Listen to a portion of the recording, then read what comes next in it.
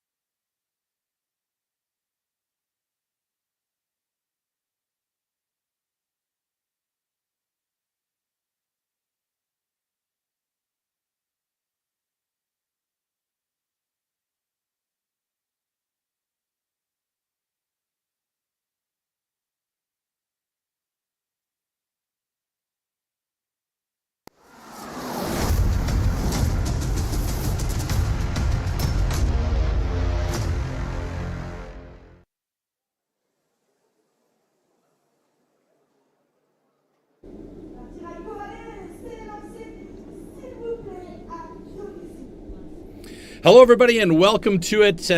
Good morning if you're joining us from the west coast of North America, or good evening if you're tuning in from Australia or New Zealand for today's STIHL Timbersports French Pro Championship.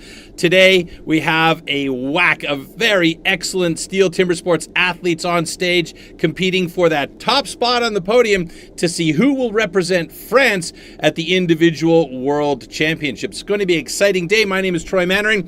I'm going to be your host for the next 2.5 to 3 hours as we go through a full 6-pack of events and disciplines here today, and we're going to show you exactly how it's going to run down. A couple of important individuals that we need to focus on here today will be our judging crew, and I believe they're going to bring them up onto the stage here any second now. Of course, always present at these events is going to be our head judge, Bart Janssen, who looks like we're going to bring out our athletes first. So that does not look like Loïc Voisin coming on the stage. So my list is a little bit incorrect, as we'll bring up our athletes up on the stage here first and get the introductions, and then we'll bring our judging staff onto stage. There we see Loïc standing on the sidelines with the rest of the crew.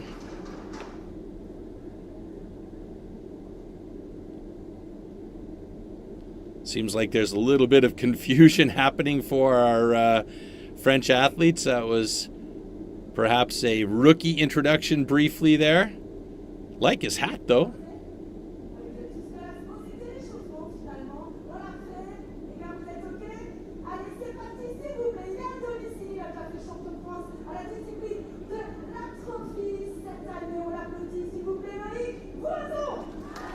All right, here we go. So now coming up on the stage, Loïc Voisin, one of those young guys that is the future of STIHL Timbersports for France. He has been on the rise for the last few years. Maybe this weekend will be his weekend. We'll find out as the day progresses. Next up will be Christophe Trincaz.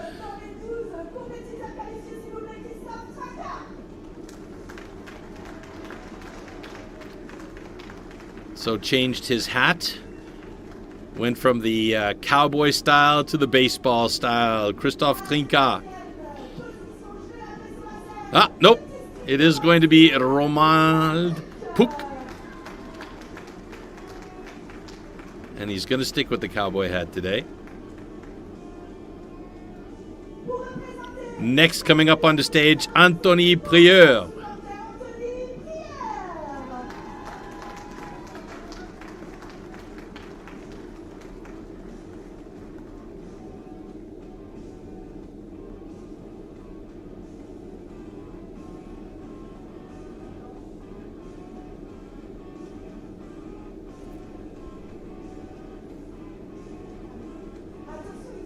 All right, next up will be Pierre-Louis Poisson.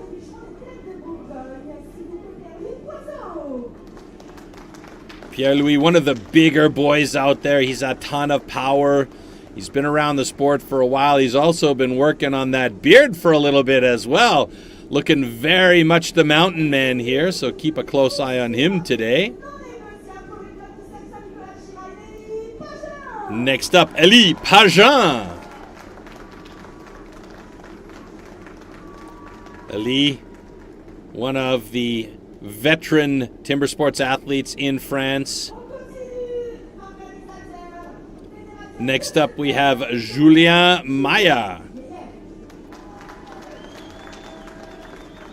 No relation to Braden Meyer from Australia, but he can also hit the axe well. Let's see how Julien fares today on stage. 12 fantastic athletes here vying for that top spot on the podium. And this is one of those guys that's really going to be focusing on getting back under the top of that podium. Alexandre Maurice. He's represented France at the individual worlds. He's also been very close to winning the event here and having it taken away from him by Pierre. We'll see Pierre a bit later on here. Another very, very strong contender, Cyril Marchal. He's been French champion in the past. He would like to have it again. Coming up onto stage. and he'll be vying for his spot on the top of the podium today as well. Next up, Dominique Fuchs.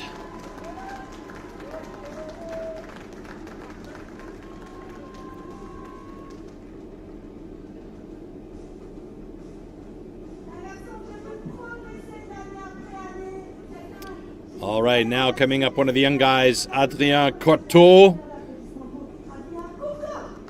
A potentially very strong contender.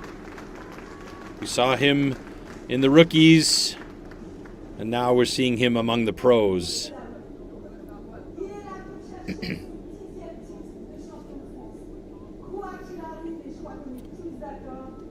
So now going to be introduced is one of the long-term winners of the French pros. He has been a perennial champion, only losing out on a couple of occasions to Alexander Maurice, and that is Pierre Puybaret, an exceptionally strong competitor. You have to keep a close eye on him. He knows exactly what he needs to do on stage in order to win this event and maintain stable and consistent performances throughout the day. He is among three, I would say, very, very high potential favorites here. Pierre Puybaret, Cyril Marchal, Alexander Maurice, and of course Loïc Vincent, who has been charging up the ranks. And now we're going to introduce our judges for today. Two very important gentlemen who will come up onto stage now. First one is Bart Janssen, followed by Radu Kazaku.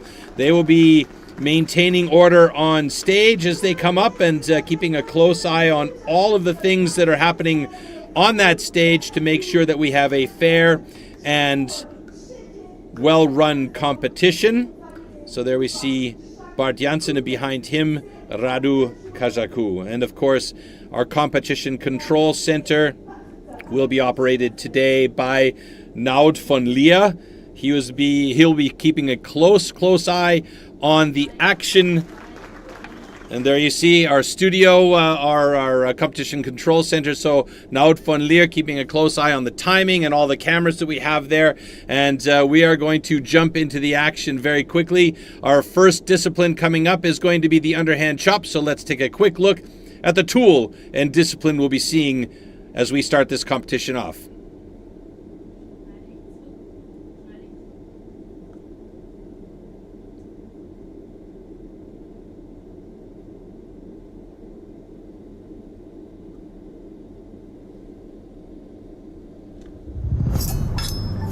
The STIHL Timbersports individual competition. In the first round, all athletes compete in 3 disciplines: the underhand chop, the stock saw, and the standing block chop. The times achieved will be converted into points upon completion of each discipline. In round 1, a difference of 1 point applies in each discipline, thus the fastest athlete receives 12 points and the slowest only 1 point. Any rule infraction will result in a disqualification, and the athlete will receive 0 points for that discipline. At the end of the first round, the athletes with the lowest scores are eliminated. Only 8 athletes make it to the second round. In this second round, the remaining athletes compete in the single buck and the springboard for increased scores. With 2 points difference between placings, the fastest athlete now receives 16 points and the slowest receives 2. The 2 athletes with the lowest total points are eliminated at the end of round 2. Only the top 6 reach the third round.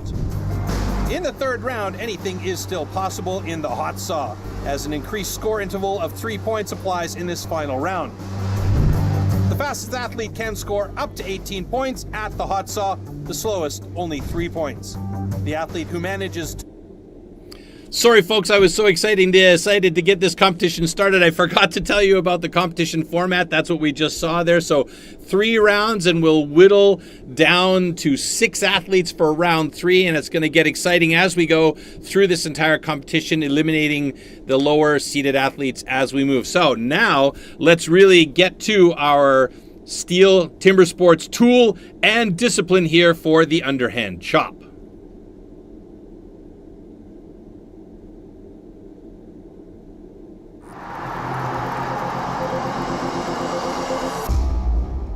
The axes used in timber sports definitely can't be bought at your local hardware store. Still no timing. Made from special steel, the blade is hand-sanded with an angle of 13 to 16 degrees.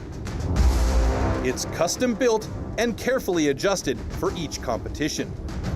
The weight is around 3 kilos and it's about 80 centimeters long. The blade is so sharp that you could shave with it.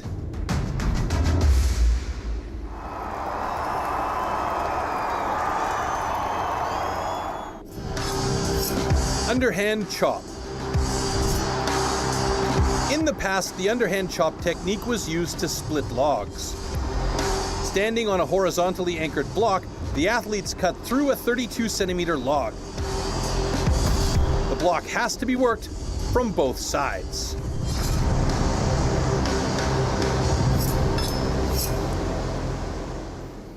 All right, so here we have our list for the underhand chop, and there you see heats 1 through 6, so all 12 athletes participating in this first round and the first heat. Loïc Vincent and Pierre Puybaret will be finishing it off just after Alexander Maurice and Pierre Poisseau. So there is our stage. We are ready to go. Raiko, the stage manager, making sure that everything is in order. And Romuald Puck will be going up against Dominic Fuchs here. You could see by the tail of the tape, Romuald, at age 31, has a slight advantage with a faster underhand chop personal best. But you can't count out those guys with some experience. They can come back and surprise you as we get set up for our first heat in our opening discipline here in France. All right. Okay. Athletes ready. Stand to your timber. 3, 2, 1, go! Nice even start by both athletes as they get into that block. Puck is chipping out nicely. He's got some very big parts coming off of that block, but Fuchs doing a very good job to keep up with him, who will switch to that second side. Really nice first side there by Puck, as he should switch over fairly quickly here. Yes, he does. He's one driver ahead of Fuchs on the other side, and he's chopping well here. That axe is really working. Oh, a step down, though. It's going to cause a little bit of a slowdown. And on that second side, both these guys starting to get tired. You can see the frequency of the drivers is slowing down a bit. Puck getting a couple of those sticky axes in there, and that's going to cause a problem. And it looks like Fuchs is playing a good game of catch-up, but it's going to be a PB 42-23 for Puck. And Fuchs is a 45-11, so 2 personal bests right out of the gate. Nice way to start the competition here. And our first underhand chop, and the wood is on the deck.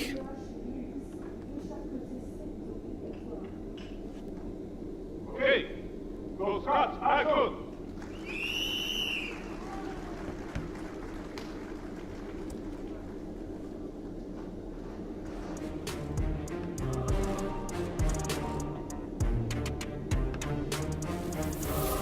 You can see here some nice big chips coming off of these blocks for both of these guys, really hitting well.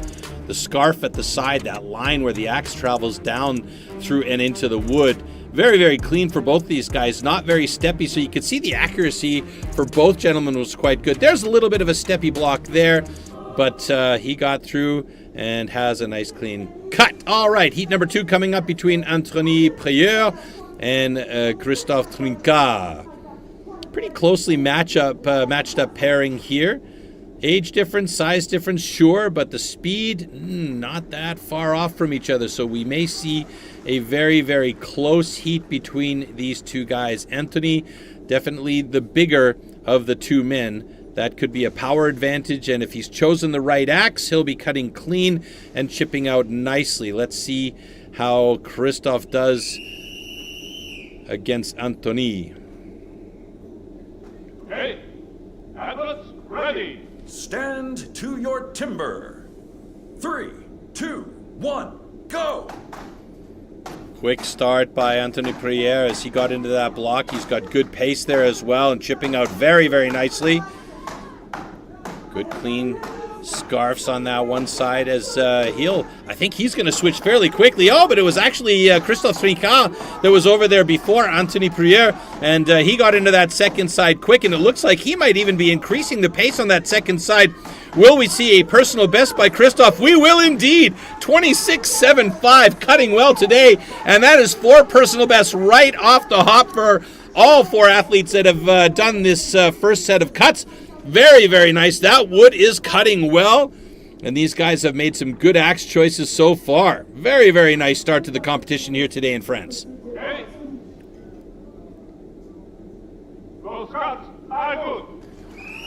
So slight adjustments, the official times improving ever so slightly, and look how close those were. Really, really nice heat between these two guys, and right away you can see some nice chips flying off that block. Good clean cuts on those first drivers into the block by both gentlemen, and it was a quick transition onto that other side by Christophe Pierre.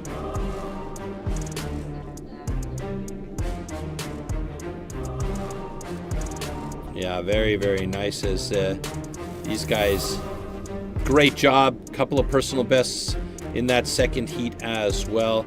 And we always love to see those personal bests go away because that means one of 2 things. We've got great wood, good athletes, or a mix of both, which is always nice to see on stage. So it'll take a couple of minutes to put a new set of blocks in the stands, and we'll get our next 2 heats out onto the deck. And as you saw, 2 really good heats, 4 personal bests right away out of the gate.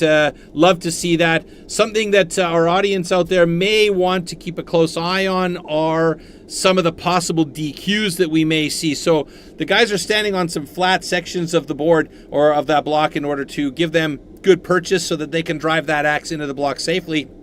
What they want to try and avoid doing is cutting into that foothold, so we may well see it. It's unlikely with the pros because they're so well trained and well practiced at this discipline that we won't see probably that happen. But sometimes when the excitement mounts and the adrenaline is rushing, maybe somebody will hop to the other side and a quick hit into that block and a foothold. So keep an eye on that as well. The other thing that we want to keep an eye on is what we saw in that first heat, stepping down off the block. You have to make sure that foot comes back up onto the top of that block before you drive the axe in again.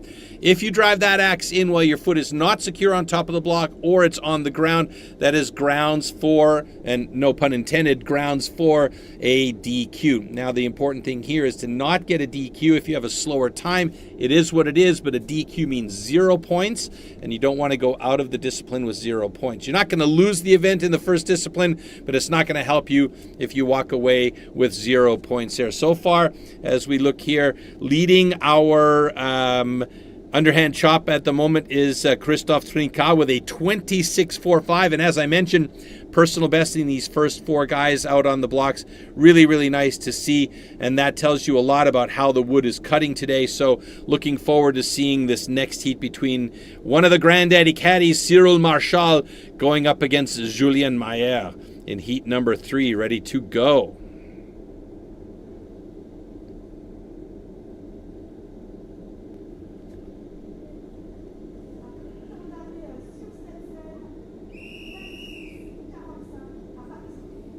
Okay. Athletes ready. Stand to your timber. 3, 2, 1, go!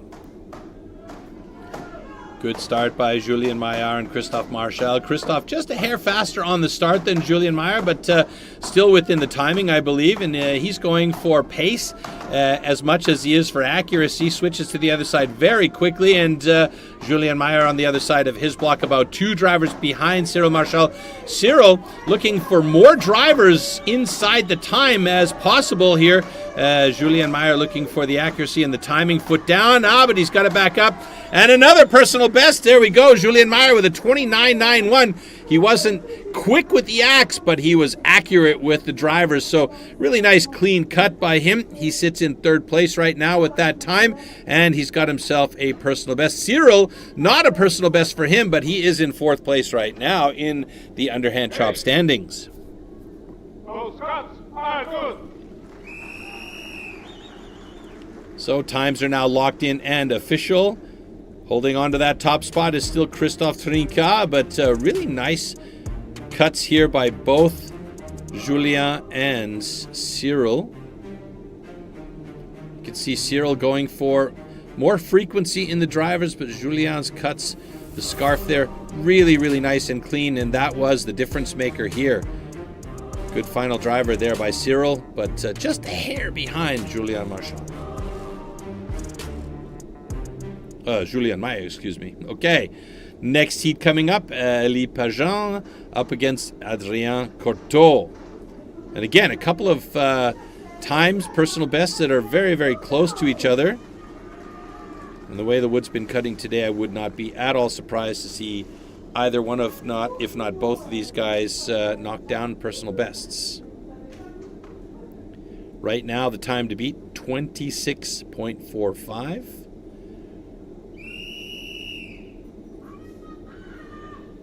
Okay, athletes ready. Stand to your timber. 3, 2, 1, go! Right into it, Elie Pageant. And, Adrien Cortot, both of them with pace on the block, really hitting frequently into that block. They should go over to the other side, and there's that hop I was talking about. Elie Pageant onto that second side, hopping over, but Adrien Cortot quicker into that second side, and he is chipping out nicely. We may see good times here for both of them. Cortot coming close to it, and he is through in a PB. Will Elie Pageant be able to do it? He's gotten a bit of a sticky part there. Maybe some tight wood, and it's not going to happen for him here today as he's struggling to get through on that second side with a narrow cut in with a 36.89, and he had some tight wood in there. Elie Pageant slower than he would have liked, but a very, very nice time from Adrien Cortot, and he has taken over the top spot with a 25.27. Very good. Hey, those cuts are good.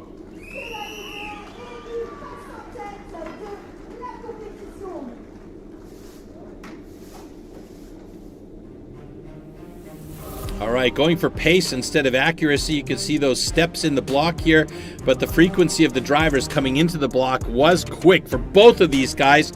On that second side, a little bit of tight wood for Elie Pageant, and boy, what a great run by Adrien Cortot, though. 25.27 official time and a personal best. He's going to be happy about that, sitting atop the list right now. Worst case for him right now is he'll have 5th in the underhand chop, because we still do have 2 more heats with 4 guys that are absolutely fantastic at the underhand chop discipline. As we see, we have a nice crowd on hand here, and they're enjoying the beautiful weather in France today for this STIHL Timbersports French Pro Final 2026. And again, if you're just joining us, we are just about to the last 2 heats for our underhand chop, and today is about deciding who will represent France at the individual World Championships in October of this year. On the 30th and 31st, we'll celebrate Halloween and the 100th anniversary of STIHL in Stuttgart this year. It's going to be a massive party. We hope if you haven't already secured tickets for the event, you still can. I do believe there are some available still, but it is going to be a great time. We will be broadcasting that one live as well, so we hope you'll join us one way or the other for that big event at the end of our STIHL Timbersports season for the individual World Championships, and see who will take the title. It's going to be some exciting times. So right now, as we are in our first discipline of the day, and that discipline determines the overall standings, currently it is Adrien Cortot atop the leaderboard with the fastest cut on the underhand chop. But the deck is ready for heat number 5, and coming out in that one will be Alexandre Maurice.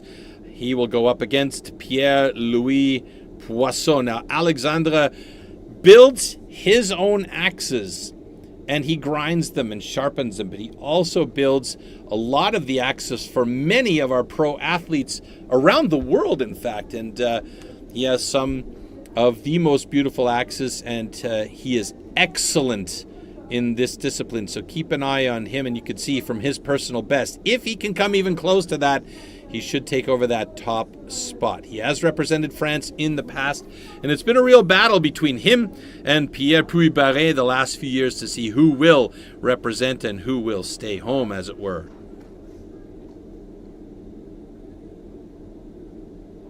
Pierre-Louis Poisson, a mountain of a man, and he has all the power, but he needs to make sure that power is directed properly and he doesn't get that axe stuck in the wood. Here we go. Heat number 5. 3, 2, 1, go! Keep a close eye on the pace of Alexander Maurice as well. You can see the frequency of his drivers is quite quick, but Pierre Puybaret, he is doing quite the same thing. Oh, but there's that stickiness I was talking about. And Alexander onto that other side quickly. Couple of sticky pieces of chips just hanging out there. But Alex looking very good. We're not going to see a personal best from Alex Maurice today, but it should be a quick time. And he is through in 25.92, just a hair slower than Adrien Cortot. And Pierre-Louis Poisson is through in 34.25. So no personal best for him today either, as his time has him currently sitting in 7th in the rankings. But Alex Maurice with a very, very solid cut, sitting in 2nd behind Adrien Cortot. Hey, both cuts are good. All right, so very, very quick heat there. You can see Pierre-Louis Poisson, his driver's huge and heavy. Meanwhile, Alexander Maurice going for pace. On that second side, his axe didn't get stuck, but we did see that a couple of those chips were hanging on for dear life, and they can sometimes get in the way of those drivers. And the final hit for Pierre-Louis Poisson as the stage crew finishes cleaning up, and we will get ready for our next heat and the final one today in the underhand chop, and that is Loïc Voinson going up against Pierre Puybaret. And you could see Pierre holding the national record of blistering 16.79 seconds. Loïc has his work cut out for him, but if I know anything about Loïc Voinson, he has been training hard, and we may well see a personal best from Loïc today, as this young man, as I said off the top of the show, is the future of timber sports in France. And there you see Pierre Puybaret, 9-time national champion. Unbelievable record. Here we go. Stand to your timber. 3, 2, 1, go!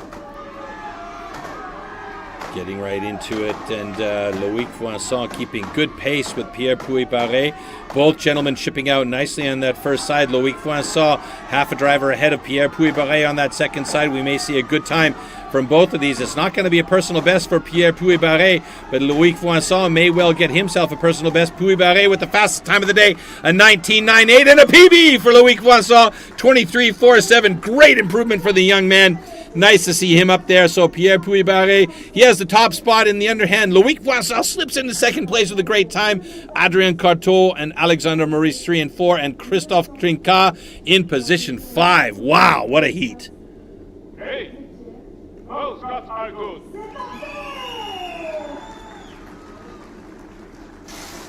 So great job by Loïc Voinson. I told you he was training. He got in there real quick, chipping out super nicely. And look how clean those cuts are for Loïc and Pierre. Pierre there on the other side, Loïc Voinson.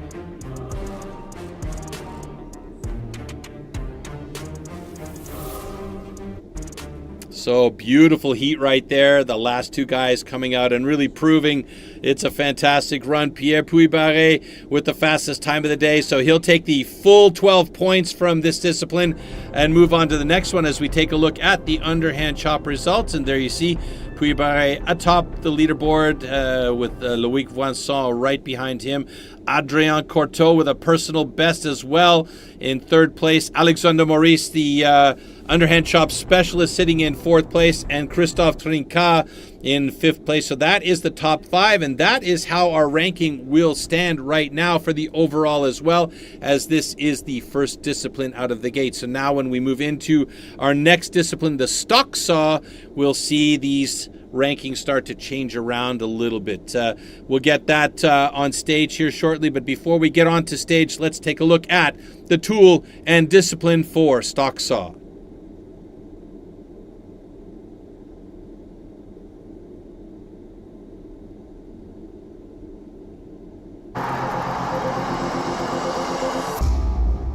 The STIHL MS661CM stock saw is used in STIHL Timbersports as the ultimate test of operator skill.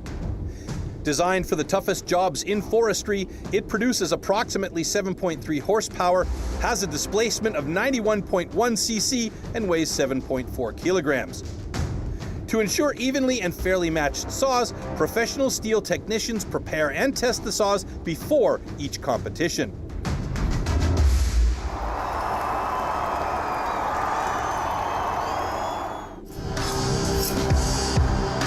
stock saw.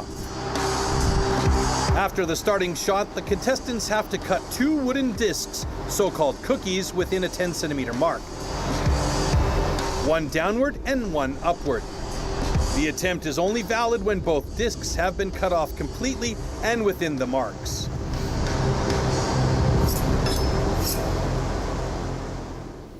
Okay, stock saw lineup, and again 6 heats, and Romuald Puck will start things off going up against Cyril Marchal here. Again, Julien Mayer, Adrien Cortot against each other in heat number 5. Heat 6 will be Elie Pageant against Loïc Vincent.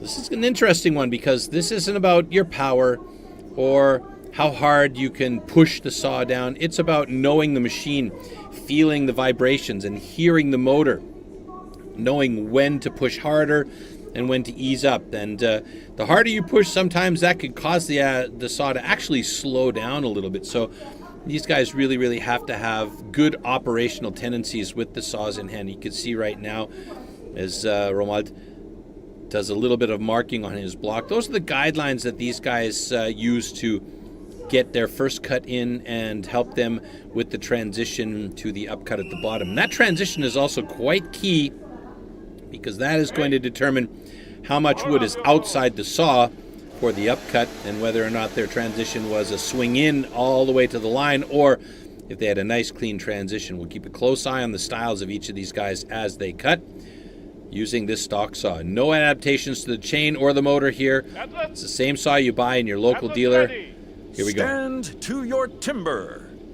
3, 2, 1, go! Cyril Marchal with a fantastic pickup. Oh, paper thin for Romuald Puck. Good transition for him as well, but Cyril Marchal is having a clean cut, and he's got himself an 11.44. Romuald Puck with a 12.15. 2 good cookies on the deck. Looks like everything is complete, so we should have clean cuts here.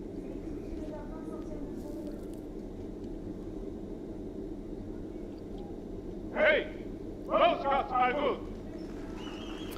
All right, it's official. Both cuts are good. No DQs, no cut lines. 2 good cookies on the deck, and that's all that they need to do. Simple, right? Yeah, not really.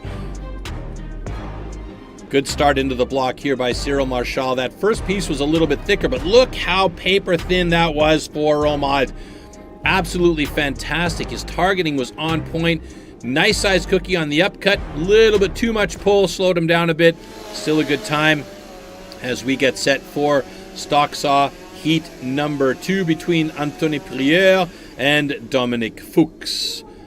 Dominique Fuchs, quite adept with the stock saw in hand. We'll see how well he cuts today against Anthony. And again, these guys aren't eliminating each other. It's about getting the fastest time possible to try and get the most points out of each discipline. And once again, 12 points is the highest possible amount that you can get in the discipline right now, with 1 point being the lowest.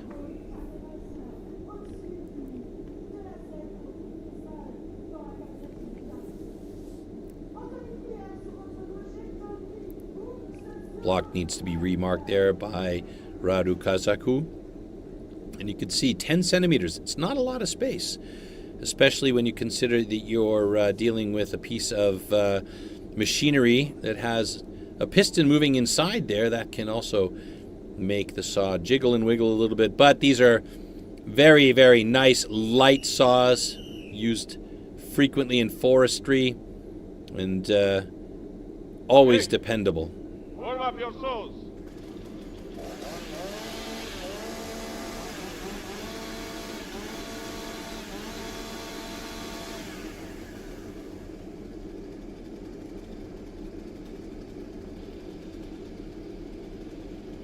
Athletes, ready. Stand to your timber. 3, 2, 1, go! Good start. Anthony Prieur with a nice thin cookie. Got to be careful coming to the bottom of that. Wow! What a transition by Prieur. That was fantastic. Barely swung at all. He's got a 10.84 PB. Fuchs struggled on the upcut a little bit. Not his strongest cut today with a 13.79. And the question is, did he cut over the line on that second cookie? Because he had a bit of an angle on the upcut, but it looks like he might be safe. Hey, Both cuts are good. Fantastic transition by Anthony Pierre, though. I want to see that one again, and hopefully they'll give us that slow-mo at the bottom of his cut. Really, really beautiful. Here's quite a thick cookie by Dominic Fuchs on that first cut. Doesn't leave him a lot of room to transition on the upcut. And he struggled to find it as well, so he had to really, really be careful. And you can see that first cookie by Anthony was very thin. Thin to win, as they say, and definitely a clean cut. But the transition for me was the fantastic part by Anthony Pierre. Okay, next heat coming up, Christophe Trinquart against Pierre-Louis Poisson.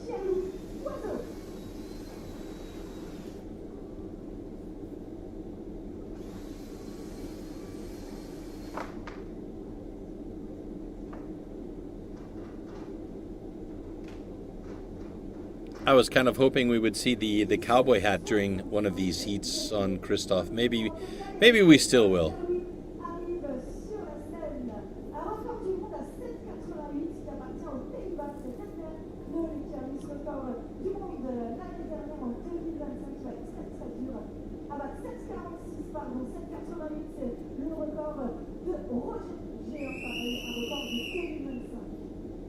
Hey, warm up your souls.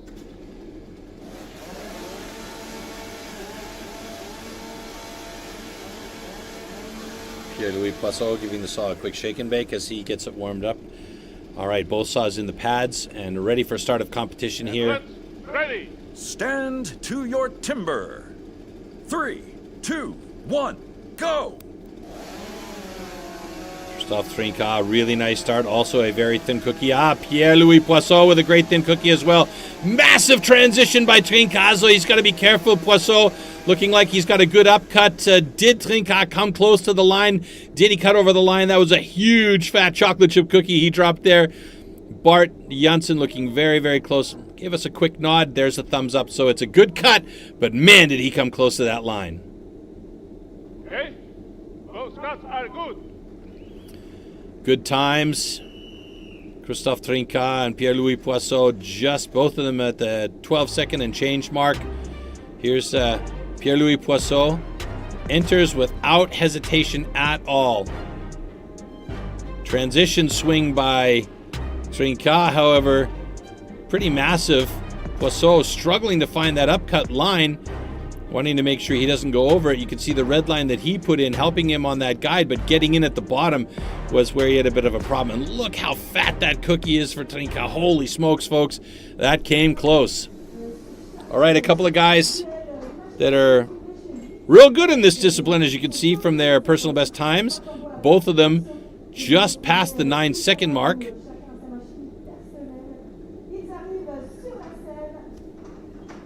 World record still held by the Netherlands' Redmer Knol. And even Redmer was surprised by that world record, as this is not a discipline that he particularly likes, but he'll take it. All right, Alexander Maurice locking himself in. Pierre Puybaret knows exactly what needs to be done here. He is fantastic in all disciplines.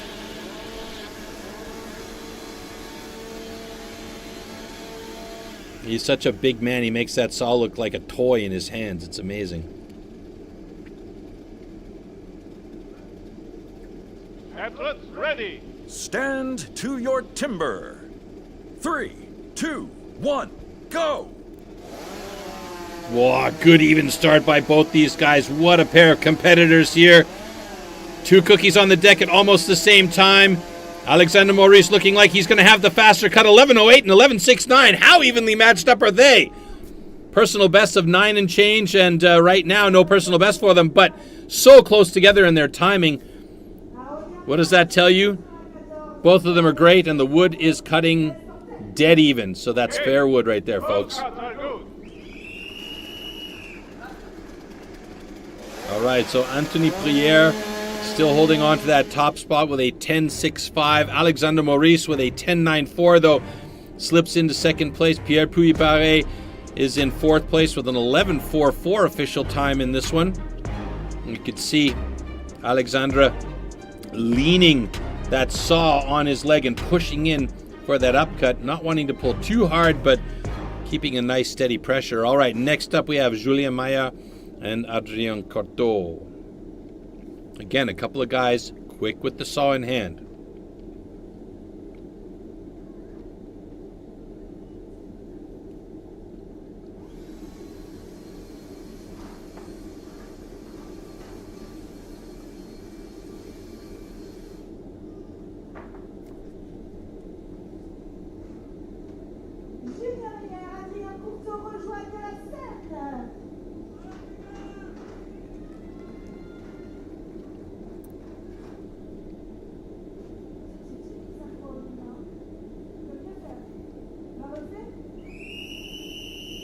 All right, last two heats. Then we'll check the overall standings after we get the stock SAR results and see how things switch around, if at all. Julien Maya, Adrien Cortot. Julien Maya on the left-hand side of the stage wearing those green pants. Adrien Cortot on the right-hand side of our stage in stand number 2. Athletes ready. Stand to your timber. 3, 2, 1, go! Quick pull by Adrien Cortot. Julien Maya, he got up there pretty quick as well. Transitions, both guys fantastic. But it's Adrien Cortot with a quick time of 11:17. He slips himself in there. Let's see, that puts him at the moment in second place. Oh, they've made an adjustment. And that is going to be the second fastest time with a 10:85 by the looks of it. Let's see what the final call is here. Hey, those shots are good. Yes, a 10.85. Julien Maya with an 11.71. So Julien sitting in 6th place at the moment. Adrien Cortot slipping into 2nd place with a nice clean cut at just over 10 seconds. Yeah, there was no hesitation by him at all as he got into there. Julien Maya. And then a clean finish. A little bit of a heavy pull on that upcut by Julien, but nevertheless, he's got himself a 6th place time. And our final heat here in stock saw, Elie Pageant going up against Loïc Voisin.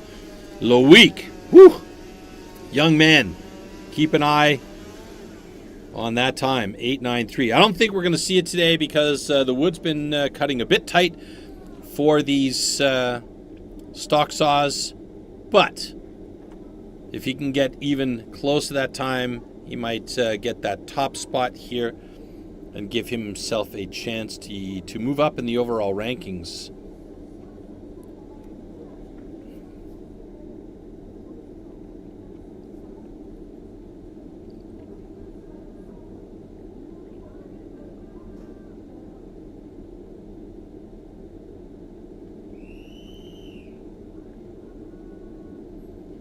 Okay. Warm up your saws.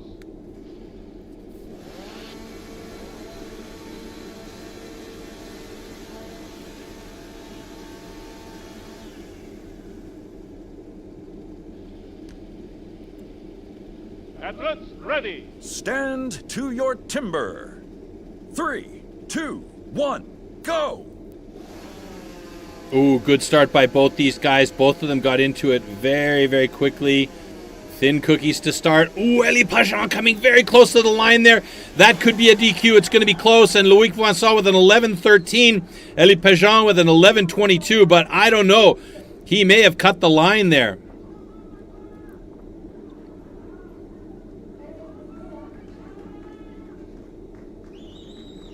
Hey, those shots are good. Whoa! A relief breath from Elie Pageant as he came real close on that upcut, cutting that second cookie monster style. Super fat, but here, really nice start. Both these guys had good thin cookies to start. Pretty average size there, but close to the side by Loïc Voisin. And watch this transition here by Elie Pageant. Oh! Just the tip of that bar comes ever so close to that blue line, but Bart Janssen gave it a super close look and determined that it was an okay cut. This is a really nice clean cut there from Loïc Voisin, who is sitting in 4th place in the stock saw results. Anthony Prière atop that ranking with a personal best, the only one in stock saw today. So let's see how that affects the overall ranking here.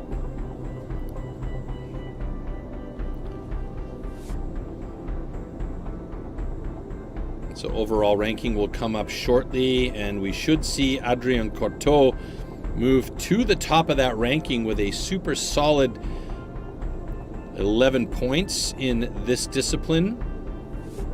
And he does indeed. Loïc Voisin slips into second place. Alex Maurice in third. Anthony Prière in fourth. And Pierre Puybaret, he's still in the mix in fifth place, but he's got to have a really good standing block chop.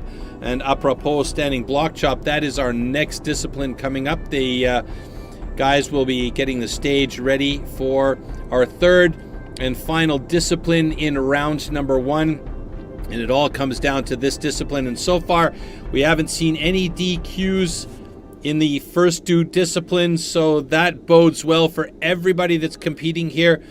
And the standing block chop is an opportunity to pad your score before we eliminate the bottom 4 athletes from the competition after standing block and round 1. So standing block coming up next, and that is going to complete round 1. And here, as I said, it's a chance for all these guys to try and add some points, and it's a very important discipline for those guys that are a little bit down in the ranking that maybe be chopping specialists. So let's see how that pans out.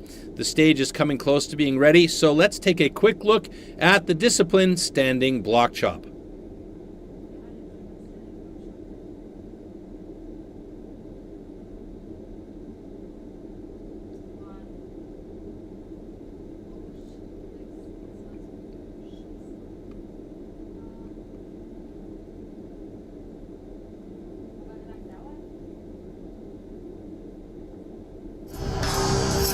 Standing block chop. At the standing block chop, the felling of a tree with an axe is simulated. A vertically positioned wooden block with a diameter of 30 centimeters has to be cut through both sides. A powerful and precise swing with the axe is the premise of a good result.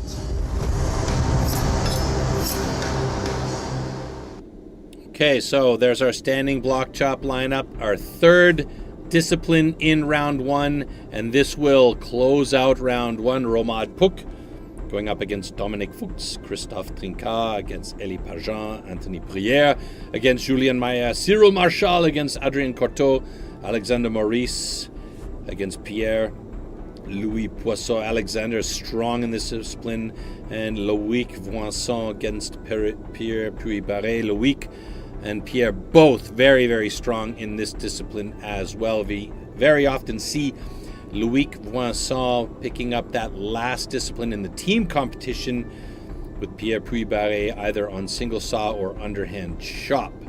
It's going to be interesting to see how this rounds things out for the first round. At the moment, Dominic Fuchs, Romald Puck, Pierre-Louis Poisson, and Elie Pageant are on the bubble.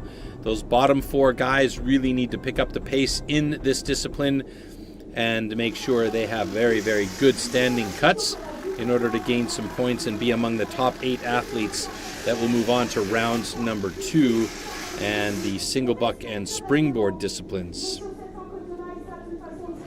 And as is traditional from the rulebook, the athletes are responsible for setting their blocks in the stand, so that's what we see them doing right now. They'll be assigned blocks through a lottery, so it's not like the staff here at STIHL Timbersports are just handing these guys their blocks that they have to cut. They choose a lottery system or a lottery number, and that is the block number that they receive for the competition. That is the same throughout the chopping and cutting disciplines, with the exception of the single buck and the stock saw. And of course, if you make it to that top 6 at the end, the hot saw. All right, heat number 1, Romald Puck. And he is actually the one that's been wearing the cowboy hat throughout the day. Or not throughout the day, but at the introduction of our guys. And Dominic Fuchs here.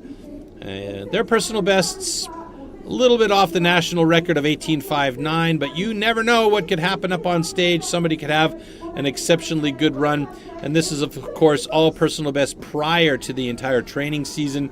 of these guys getting out there and competing in various regional events and local events. But this is where they can really use that adrenaline to their advantage. And Wood's been chopping well today. The underhand chop, we saw almost everybody get personal best, so we may well see some personal best fall by the wayside here in standing block. Here we go. First heat in standing. 3, 2, 1, go! So both guys getting into that block, chipping out nicely. Dominic Fuchs. Oh yeah, some big drivers going in there for Dominic. Little steppy, but it's Romuald onto that second side. He's actually increasing the pace on that second side, if you could believe it. And looks like we may see a personal best time for Romuald if he can drop that block. But he's got a couple of sticky ones on some extra wood that's holding on for dear life. It may not happen for him. Let's see. Oh, he's really trying to get through that block. He's pushing hard. Meanwhile, Fuchs has got it done. He's got a personal best for himself. Romuald Puk trying to find his way through that line. And he's done it, but it's not going to be a personal best. He took too much time. Didn't cut away enough wood. He probably could have gone for a couple more upcuts to try and clear away some of that material that he was struggling to get through. But we do have a personal best by Dominic Fuchs. And at the moment, his time is the time to beat. Okay.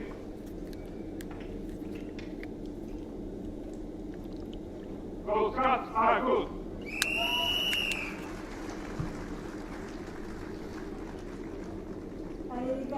That was an unfortunate last little run for Romuald Puk.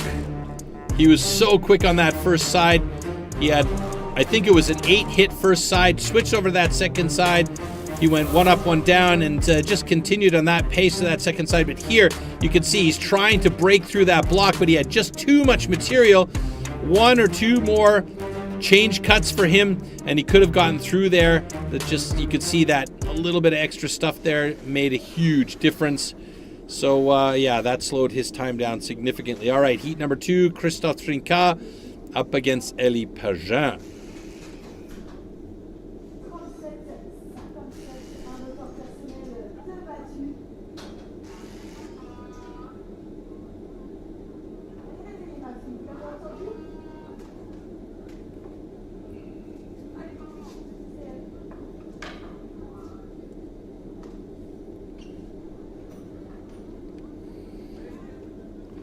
You see the guys, they bring 2 axes out onto the stage. We have seen it happen in past. In fact, it happened to one athlete. His axe handle broke, and he had to change his axe quickly to be able to continue the competition. So that's the reason why 2 axes, folks. 3, 2, 1, go! Quick start by Elie Pageant. I hope that wasn't too ahead of the gun. Yeah, the Competition Control Center will keep a close eye on that one. Meanwhile, Christophe Trinquant onto the other side of his block quickly. I won't call that a shortcut, but hopefully he doesn't make that same mistake that we saw Romuald Puk do earlier on, as Elie Pageant is looking like he's coming close to it, and Christophe Trinquant also there. Oh, nice personal best, 27:01 by Christophe Trinquant, and Elie Pageant struggling as he's left a little bit too much wood there, and a 35.80. He shortcut that first side, in my opinion, and tried too hard to get through with drivers, down drivers on that second side. It took too long for him there. Nevertheless, he's got himself a decent time of 35.50. That puts him in second place, but Christophe Trinquant with a very, very nice cut, and the time to beat of 26.80. We'll take a look back here at the start, and both cuts are good, so my call on Elie Pageant getting in there a bit too fast was obviously totally wrong.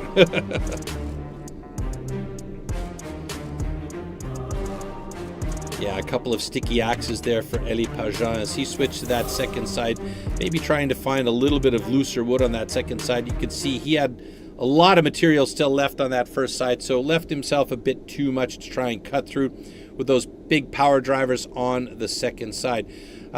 Something that we're looking forward to that's coming up very soon this month is going to be, or rather in September, is going to be the European Trophy.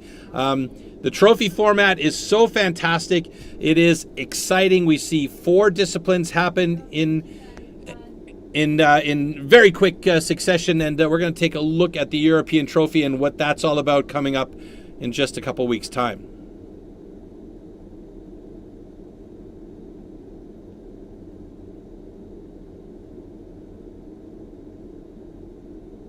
Maybe.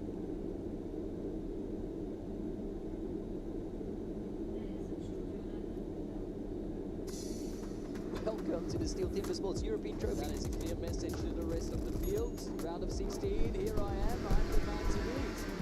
Oh, wow. That's what I promised you. Oh, that was fantastic to watch. What a great competition. Yes. All right, so the European Trophy coming up on the 13th of September. That is a lot of fun. The trophy format is something super, super exciting. They go from one discipline straight to the next and back and forth to the front of the stage. It is madness on wheels, and we hope you will tune in. It's going to be live on YouTube on the 13th of September. Do join us because the best European athletes are going to be competing in the European Trophy. But before we get to that, we have a couple more heats to go here in standing block chop at our French Pro Championship. The blocks are ready for our next two heats. Heat number 3 coming up, we have Anthony Pierre up against Julien Meyer.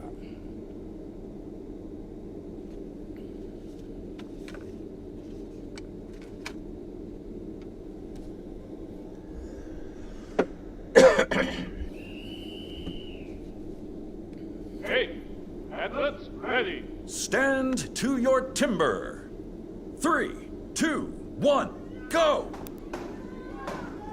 All right, both these guys getting into it. Julien Meyer, a little bit of a sticky axe there, but now he's finally getting those chips away from the block. Meanwhile, Anthony Pierre going at it with pace and elan to try and get to that other side quickly, and he does do. I think that was not a shortcut on the first side, but he got around there pretty quickly. Julien Meyer went a bit deeper on that first side. That may help him out on that second side as the fatigue starts to set in. And oh, there's a good time by Anthony Pierre. A personal best, 26.16, and a PB for Julien Meyer, 29.55. Lovely, lovely cuts by both of these guys.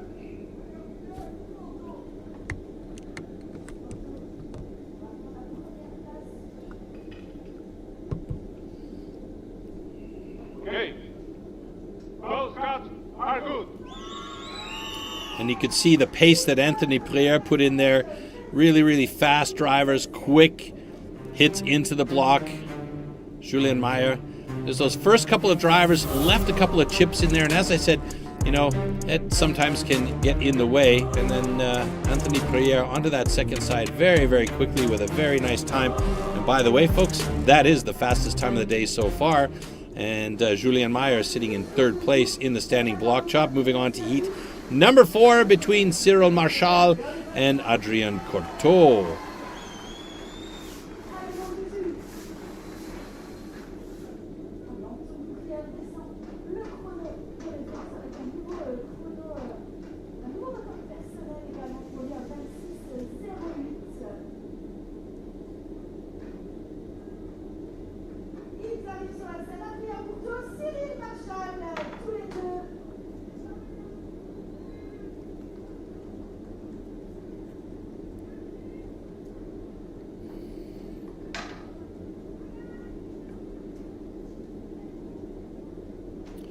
Both gentlemen with plenty of competition experience. Cyril Marchal has been around many, many years. Okay. Athletes, ready. Stand to your timber. 3, 2, 1, go! Cyril Marchal won the French Cup in 2021, and he's getting into it pace. Both of these guys pacing each other very quickly here, in fact. Onto that second side, almost dead even with each other. Cyril Marchal really pushing off that back leg. Left himself a lot in front, though. And oh, a great time by Courteau. Adrien Courteau with the fastest time by a bullet. About 6 seconds faster than Cyril Marchal, who sits there in second place after that cut with a 24.16. Adrien Courteau with an 18.89. Beautiful PB right there for him. Okay.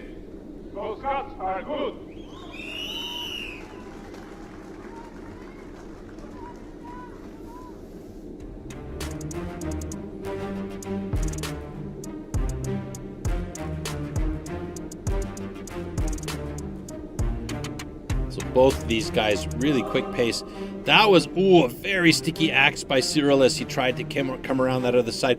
Didn't go very deep on the first side, and I think that's the reason why he was a little bit slower on that second side, but nevertheless, a quick enough cut.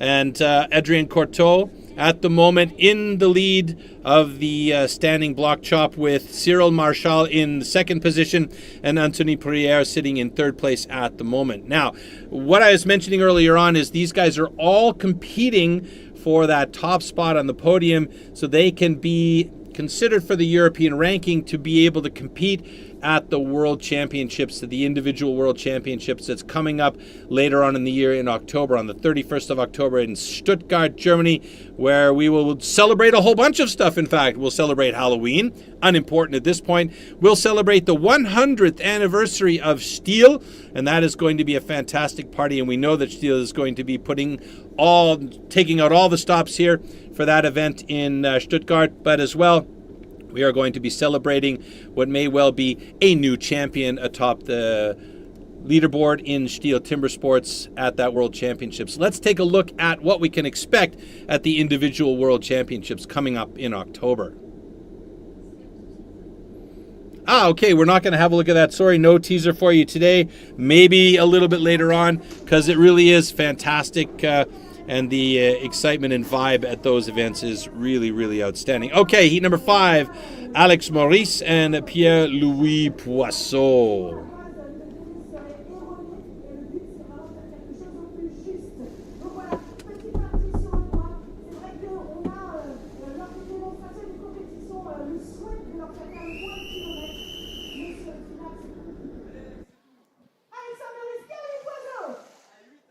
Okay, athletes ready. Stand to your timber. 3, 2, 1, go!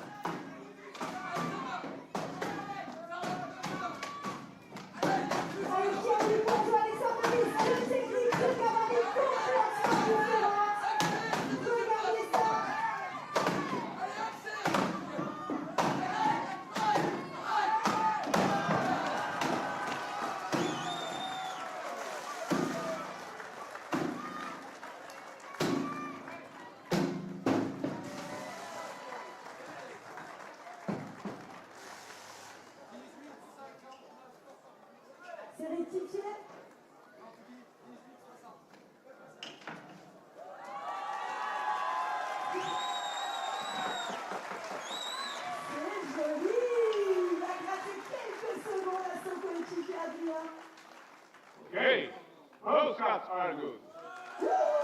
Of the pack right now, 6 with a 27.50, and so far we've seen 6 personal bests go by the wayside. Look at the start here by both these guys. Pierre-Louis Poisson going for those huge power drivers, and Alex Maurice trying to get pace on there, and that obviously worked. There's a lot of material on that first side by Pierre-Louis Poisson, so that really slowed him down coming through that second side. Great scarf there, nice lines by Alex Maurice, very, very good cuts. And our final heat here coming up in round 1, and our standing block chop, Loïc Voisson up against Pierre Puybaret.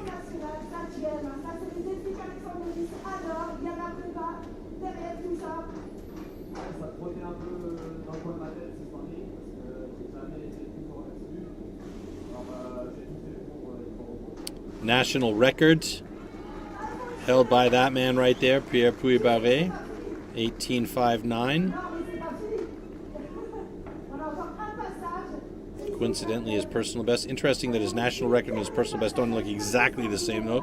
18.59 and 18.29. Maybe that is a graphic problem, no idea, but he is the holder of the national record. All right, here we go. Final heat in round 1. Ready. Stand to your timber. 3, 2, 1, go! A bit of a sticky one there by Loïc Voisson as He got it loose fairly quickly though, but all that time slows everything down. Really quick first side by both Pierre and Loic Voisin. Loic's looks a little bit cleaner on that first side, so he may well be faster through this than Pierre, but Pierre has a ton of power. And oh my God, how close was that? And Loic Voisin just a hair faster than Puybaret, and he gets himself a personal best. Great heat. Man, they pushed each other right to the wire. Fantastic.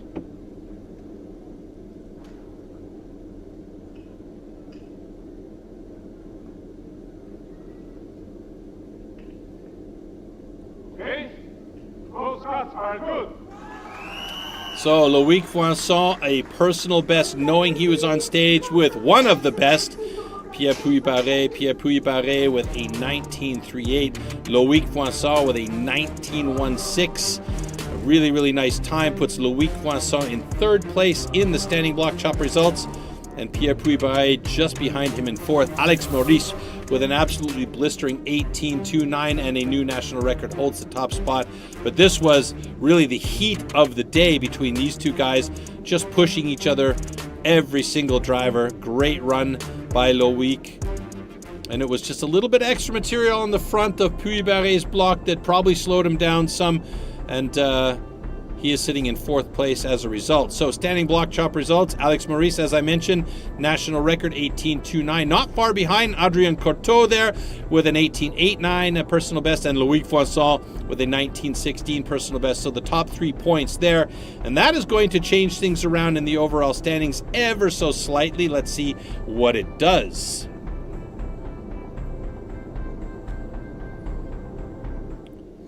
So overall standings, some changes here. Let's see.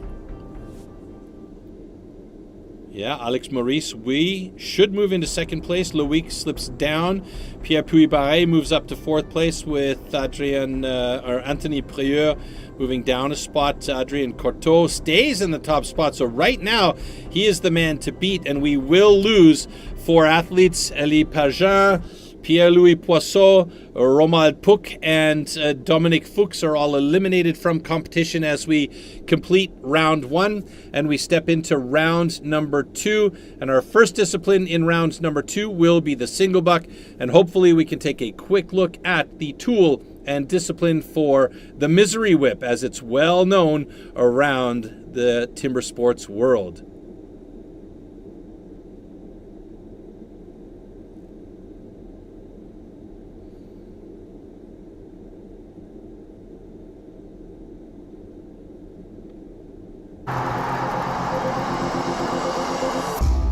The 2-meter-long cross-cut saw used for the single buck discipline is made especially for competition. A series of consistently patterned 10-centimeter-long teeth are cut with a laser on one side of the saw and then hand-sharpened. Saw teeth are divided into 2 types, cutters and rakers, just like on the old-school saws. The saw weighs about 5 kilos and its base price starts at around 1,500 euros.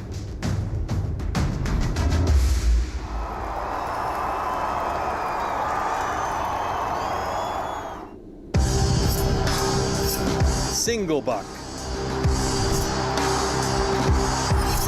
The single buck is a one-man saw about 2 meters long. With this, the athletes have to cut off a complete disc of a 46-centimeter thick wooden block. The perfect interplay between rhythm and strength is the key to success.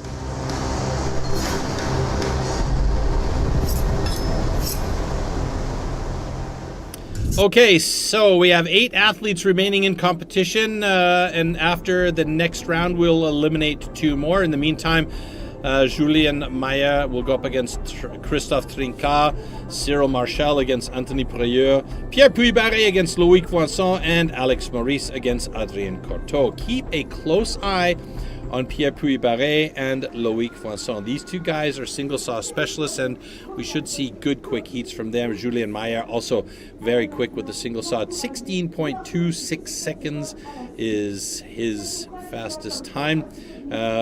World record, by the way, Ben Cumberland from Canada owns that, 10.47 seconds, and a season's best at 10.68. So some blisteringly fast times, and what they say is if it's chopping well, it may not saw well. Let's see if that holds true here as we get ready to go in the single buck.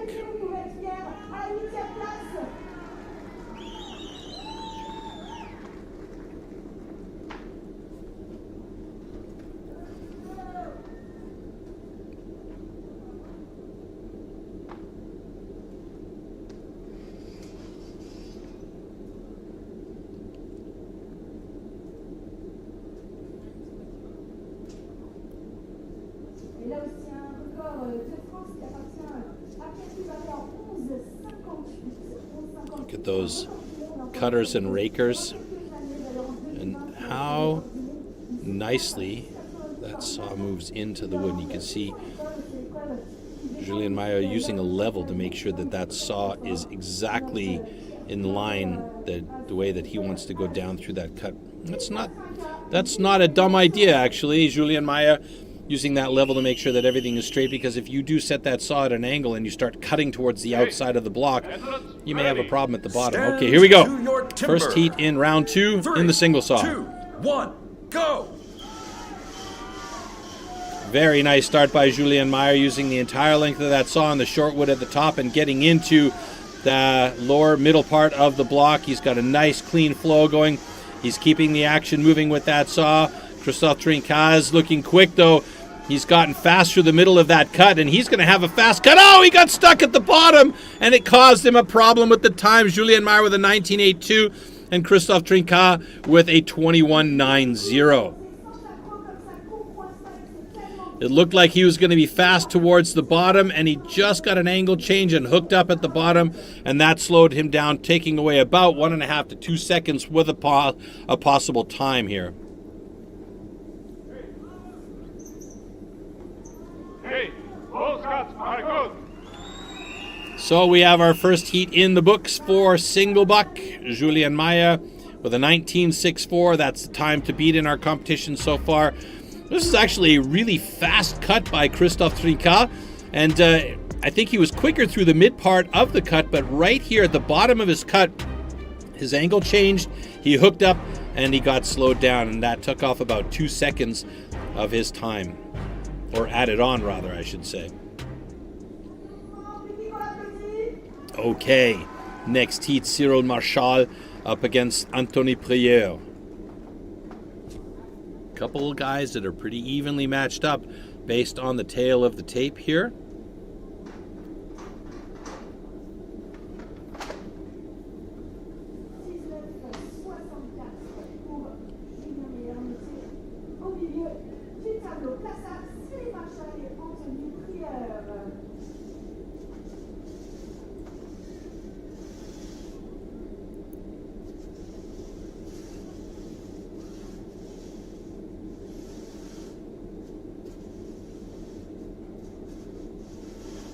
Radu Kasaku, one final adjustment for Anthony Prieur as he'll set his saw and get ready to race. Cyril Marchal on the other side of the stage is pacing out his position. Years of experience, and he knows where he likes to be and wants to be, and you can see it's all very practiced for these guys. Stand to your timber. 3, 2, 1, go! So Cyril Marchal starting off with short cuts at the top in that short wood. Meanwhile, Anthony Prieur going for the long cuts right away. You can see the pace that they're keeping has a good efficient cut, but Cyril Marchal quick through the middle there, and it looks like we may have a good fast time for both of these guys. It's going to be a nice personal best for Cyril Marchal with a 17.90 and Anthony Prieur with a 19.79. Cyril takes over the top spot, and Anthony Prieur will actually slip into second place after adjustment from the Competition Control Center with a 19.40. Very, very nice. Okay, both cuts are good.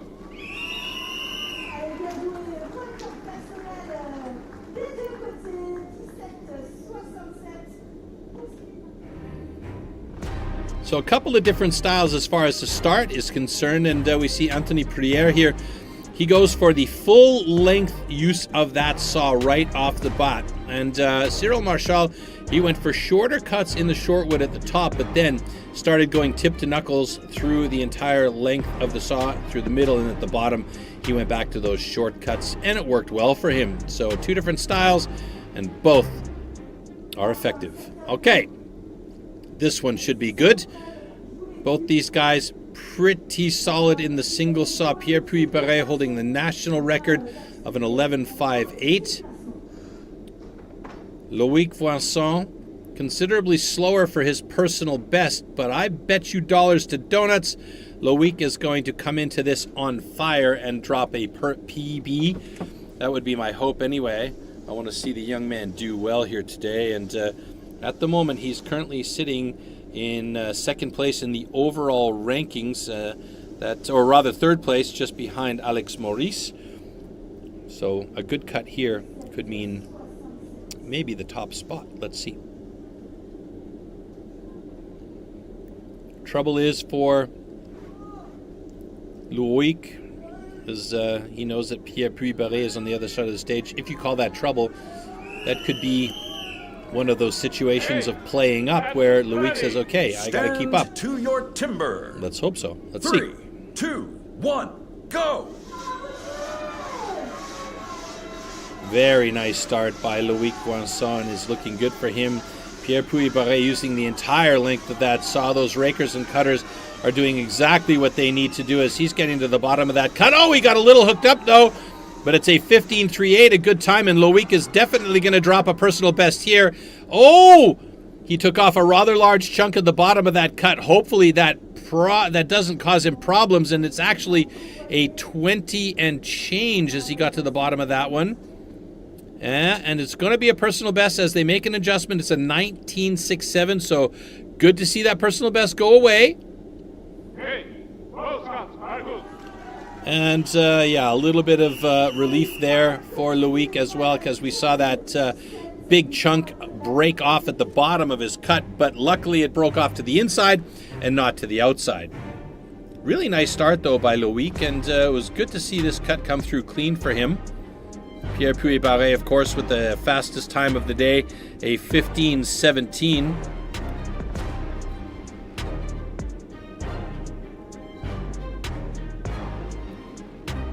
And there you see, better to break off that way than the other way and have a tab left there. All right, heat number 4, the last heat in single buck. Alex Maurice up against Adrien Corteau.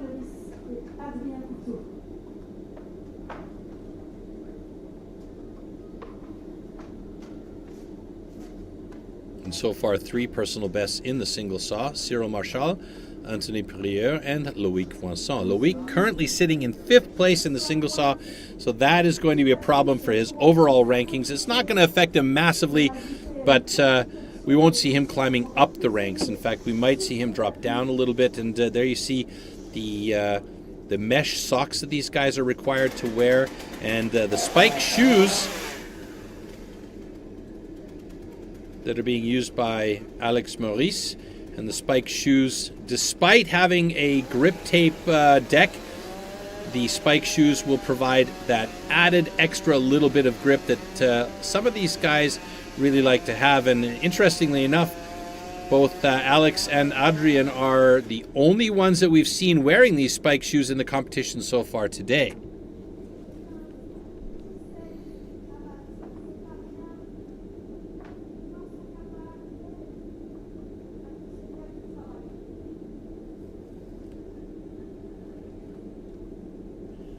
Alex, the future's so bright, he's got to wear shades.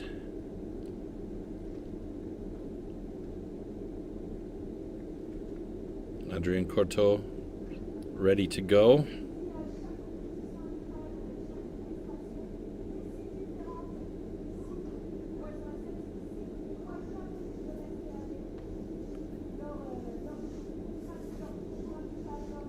Wow, that looks like some tight wood at the top of that block right there as Alexander Maurice sets his saw. And you can see he's got a little bit of the business close to the stand, so hopefully that won't cause him problems. You can see a dark spot right there and not where a branch used to be. It's well away from where he's cutting, but nevertheless that might extend into the wood a little bit more. So let's see what happens here at the top of this cut for Alex. Stand to your timber. 3, 2, 1, go! Oh, good clean start by both Alex and Adrien. Alex looking good as he's gotten into that wood, nice and clean. Adrien Courteau picking up the pace as he gets into the thick part, the middle sec. But Alex Maurice looking very good as he gets to the bottom of that cut with an 18.23. That puts him in third place at the moment. Adrien Courteau with a nice cut. Unfortunately, that's a 21.56. That is the slowest time so far today among the 8 athletes that competed in the single saw. Pierre Puybaret with the fastest, Cyril Marchal, then Alex Maurice, 1, 2, 3. And we'll see where the overall standings go with Loïc Voisin in 6th place in this discipline.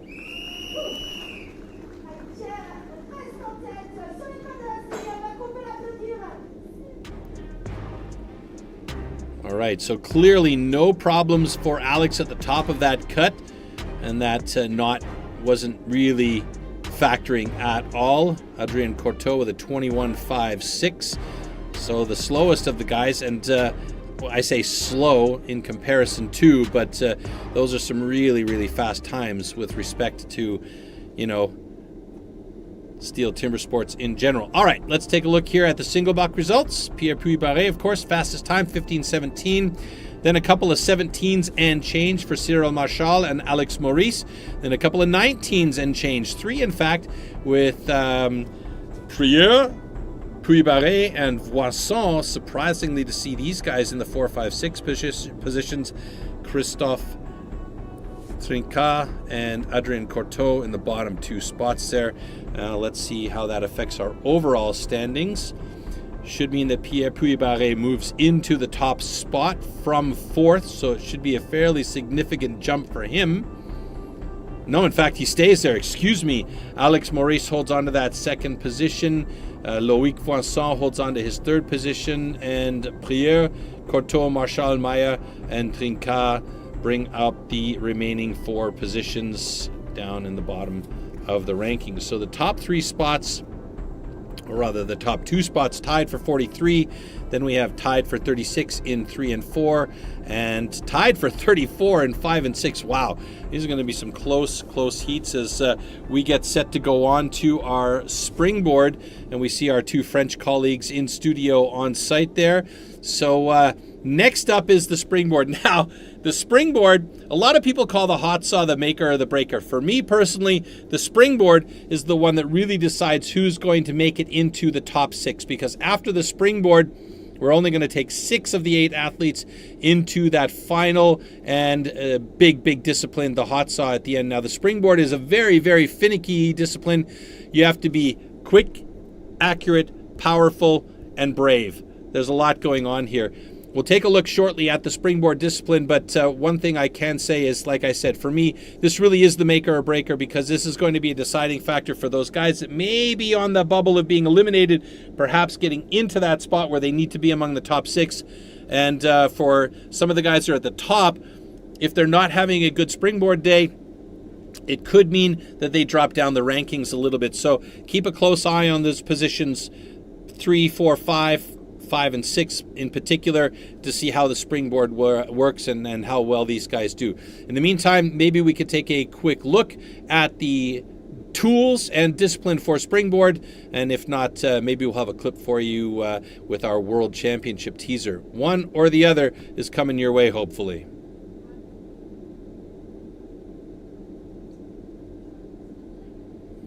Okay, so we have a little bit of a delay before we can pull up a clip here.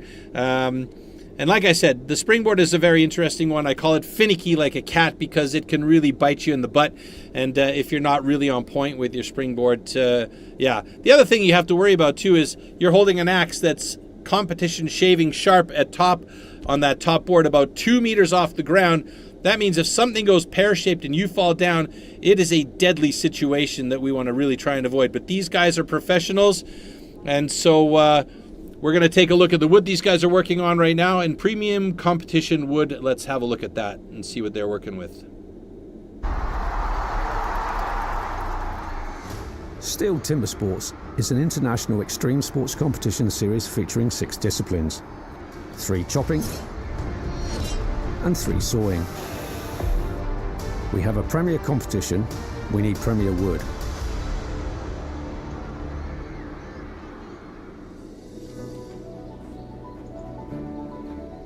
The biggest challenges that I face as part of my role is to ensure that our competitions are supplied with the highest quality wood.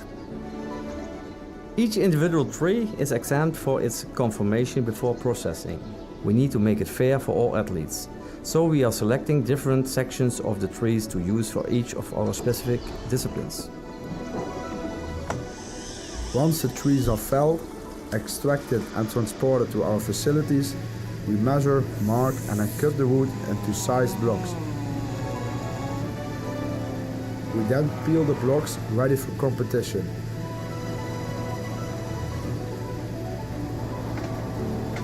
After careful selection, the blocks then leave our yard and are distributed internationally to our STIHL Timbersports competitions.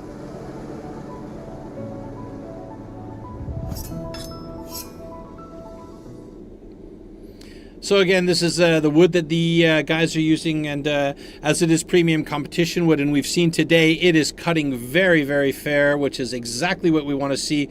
We've seen some great chopping discipline, personal best fall by the wayside. We've seen a couple of the sawing disciplines have personal best, but not quite as much as we saw in the underhand chop, where of the 12 athletes that competed, I think 10 or 8 of them had personal best. So, I mean, really, really good wood that these guys have been using, and it just gets better and better. And I'm really looking forward to the World Championships at the end of the season, because that wood should be primed by the time we get to the World Championships, and we're seeing all the very best in the world come out onto that stage and cut and chop and saw. It is going to be a lot of fun. In the meantime, I believe we are pretty close to being ready on stage for our first 2 heats in the springboard discipline. And on that note, maybe, hopefully, we can take a look at the discipline springboard, which is essentially standing block chop atop a 2-meter long. No, in fact, we're going to take a look at our sustainable wood management first before springboard. Here we go. We as STIHL Timbersports pride ourselves that all wood is sustainably grown, harvested and recycled to minimise the overall amount of wood processed. Firstly, this poplar wood is grown on certified plantations. Secondly, the white pine for our sawing disciplines is only sourced from certified forest management.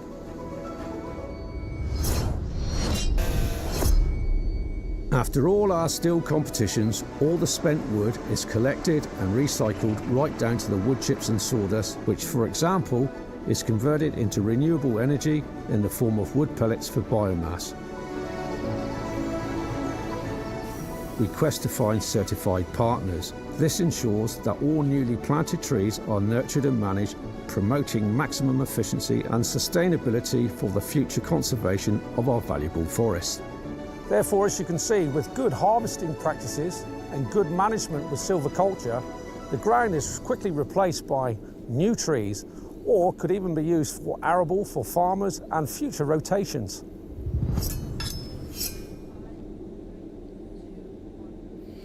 Okay, so we do have a few more bits and pieces to get taken care of before we get to our springboard clip, and perhaps we can take a look at the upcoming schedule, because there is still a lot of action in this season before the end of our season, and maybe we can get that up on screen and take a look at some of the upcoming live streams that will be available for you out there. Then we'll get into some more competition action. As I said, this is the second discipline in round 2, the last discipline in round 2 coming up, and that is the springboard, our finicky discipline and my personal maker or breaker, before we get to the hot saw and our final discipline of the day. And again, 6 disciplines in total in the individual competition, and we are on discipline number 5, round number 2 here today.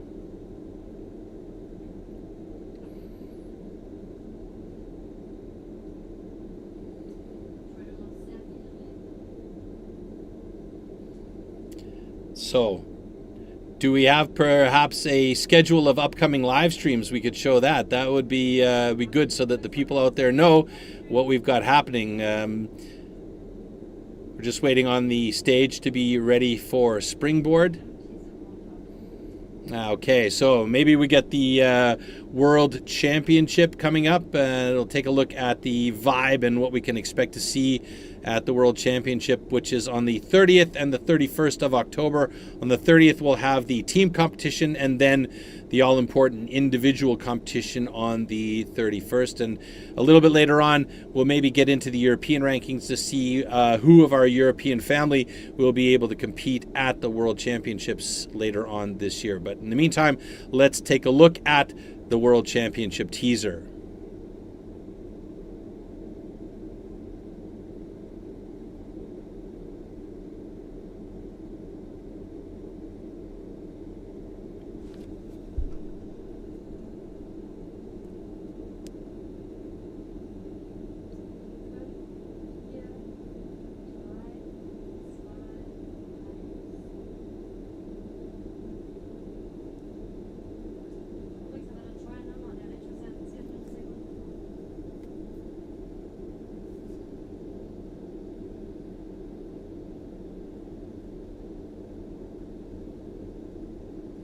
Okay, still waiting for the teaser to come up, and there we go. What a beautiful city. I have never been in front of this big crowd. There was going to be 6,500 people in Porsche Arena. I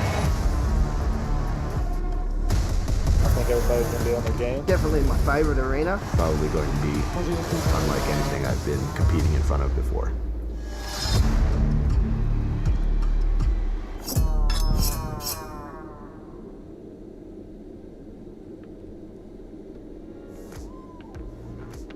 STIHL, we're known for our wide range of power tools, including chainsaws, grass trimmers, leaf blowers and pressure washers. Christina? Did you know that we've made battery-powered toy versions of these tools for kids too? Our battery-powered toy chainsaw is the baby sibling of the MS500i and is just as exciting for kids. Flick the switch and you'll see the green on light appear. Then give the cord a pull and the chainsaw will start idling, ready for action. Pull the trigger and you're ready to get to work. The chainsaw has a rubber chain that actually moves, plus it comes with an owner's manual, mini toolkit and a spare chain. And best of all, the volume can be adjusted on the chainsaw too, which might be a popular feature amongst parents. Next is the battery-powered toy grass trimmer, perfect for kids who enjoy the outdoors. Just like its full-sized counterpart, the FSA57, it comes with its own removable battery, which can be charged up so the grass trimmer is ready to go. The toy grass trimmer is height adjustable, and the handle can also be adjusted to the right angle. To use the grass trimmer, simply click the battery into the back of the tool, push the safety lock forward, pull the trigger and away you go. The cutting blade is made from a soft, rubbery material which lights up during use, so kids can pretend to cut the grass while the parents do the work. Then there's the battery-powered toy leaf blower. It comes with a removable battery just like the BGA57 and has an adjustable blower tube too. To use the leaf blower, click the battery into the back of the tool, push the safety lock forward, pull the trigger and away you go. This toy even has a light blowing force so your kids can help out with the leaf clearing too. And finally, there's the battery-powered toy pressure washer. It has a 2.4 litre water tank, a 2 metre long hose and comes with a removable battery to power the pressure washer. To use it, fill the tank with water, then choose which nozzle you want to use, either the standard nozzle or fan jet nozzle, and clip it into the lance. Insert the removable battery, hit the power button on the right hand side and then you're ready to go. The full range of our STIHL Kids toys is available at your nearest STIHL approved dealer or at shop.stihl.co.uk.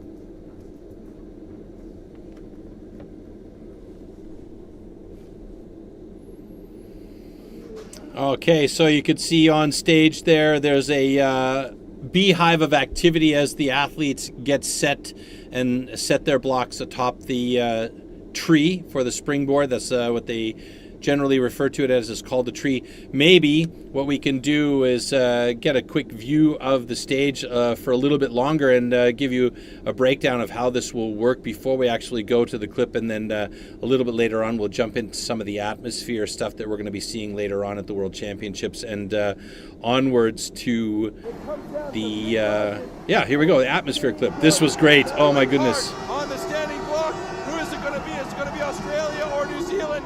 Oh my God, how close is this?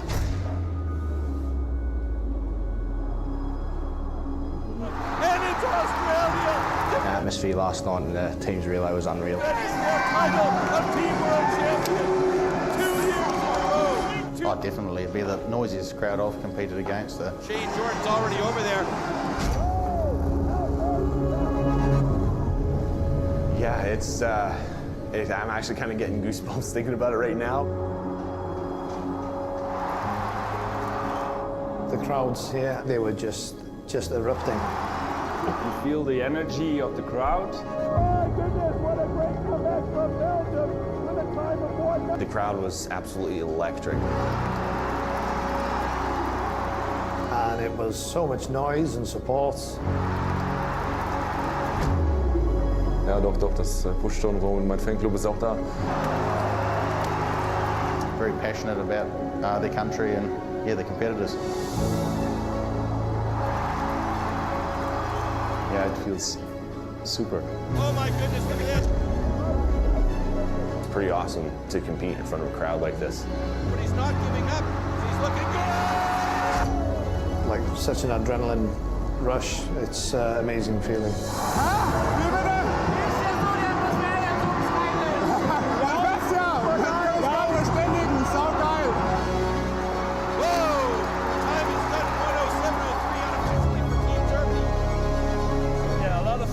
Make a lot of noise, and that's good for our spirit. It's going to be the Czech Republic, and the crowd goes bananas.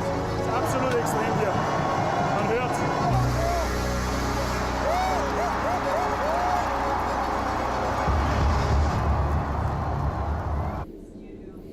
All right, so these transitions for the tree are painfully long. We're very sorry, folks, but we had some great clips to show you there, some interesting stuff for the kids.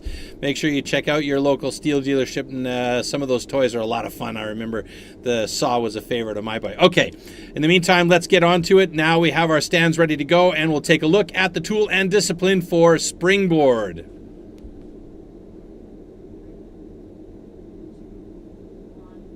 Springboard. Springboard simulates the traditional way of felling trees, climbing up over thick roots. First, notches known as pockets are chopped into the log. 2 springboards are then anchored into these pockets. The athlete then climbs up to chop through a 27 centimeter thick block of wood in the fastest time possible.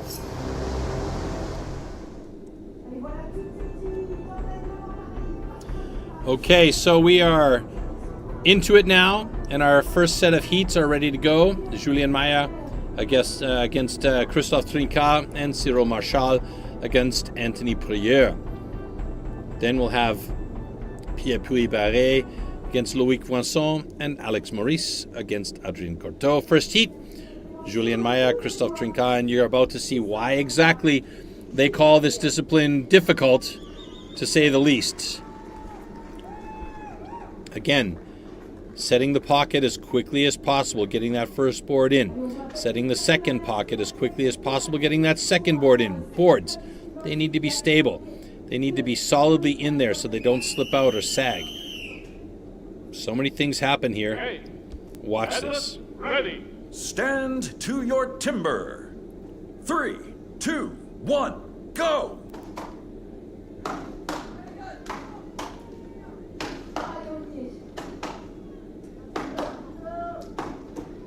Six set pocket for Julien Mayer there. Board looks good as he gets into place and starts to work on his second pocket. Christophe Trinquart trying to find that hook and get his tooth in position. And this is where problems start to occur for the guys. The longer they take to set their pockets and do house cleaning there, the more time it's going to take to cut on that top block.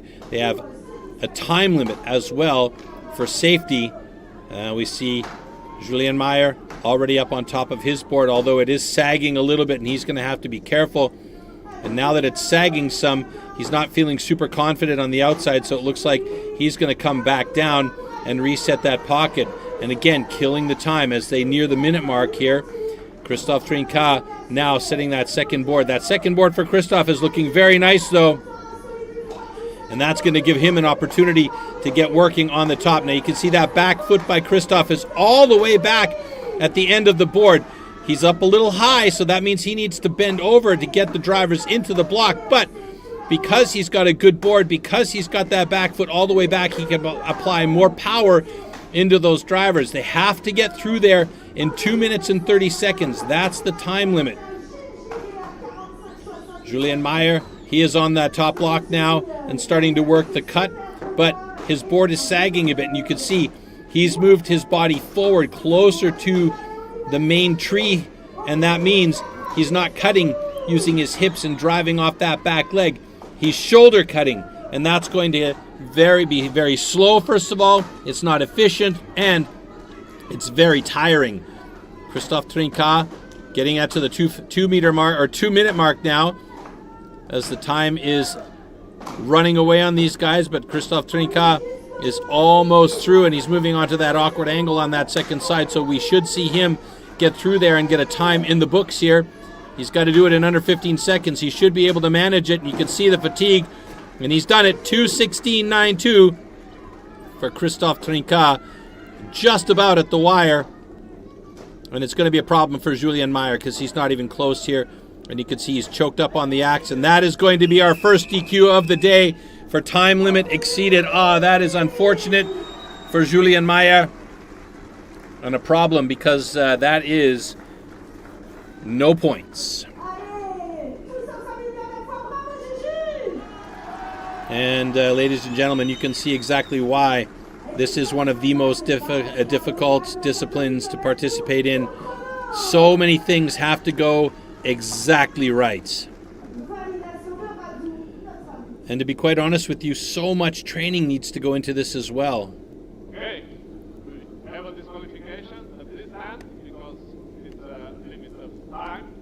And however, this one is a good cut.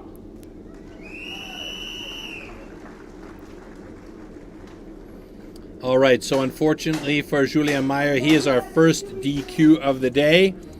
And we can see here, the first board was quick. He had a 6-hit pocket. He got up there and started setting his second pocket. When he got up on that second board, though, he tested it gingerly, and you could see it was sagging, and he decided to reset the pocket. That killed his time. Meanwhile, Christophe Trinquant, he had a good board. The angle was a little bit high, and that means that he had to bend over to cut a little bit. Wasn't super efficient, but he got a time in the books. And now we move on to our next heat between Cyril Marchal and Anthony Prieur.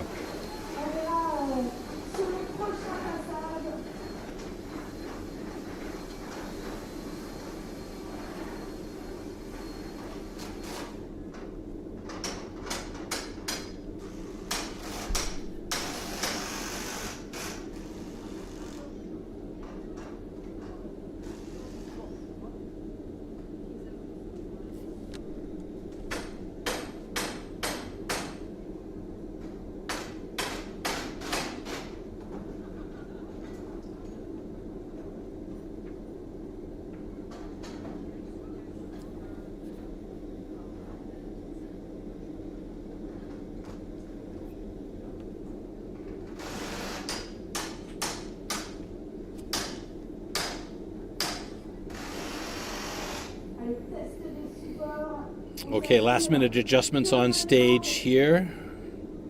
Raiko will give the thumbs up, and Dan Janssen, one of our key components on the stage crew, has done final checks on the stands to make sure everything is secure, and moving one of those stability stanchions into the correct spot for our next athlete.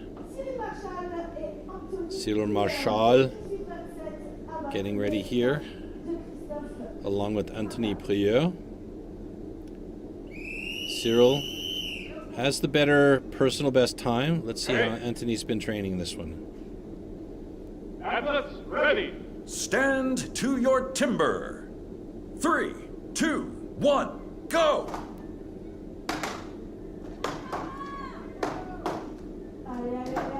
Four-hit pocket by Cyril Marchal. Very, very good. Gets the board in. Oh, it's a bit saggy.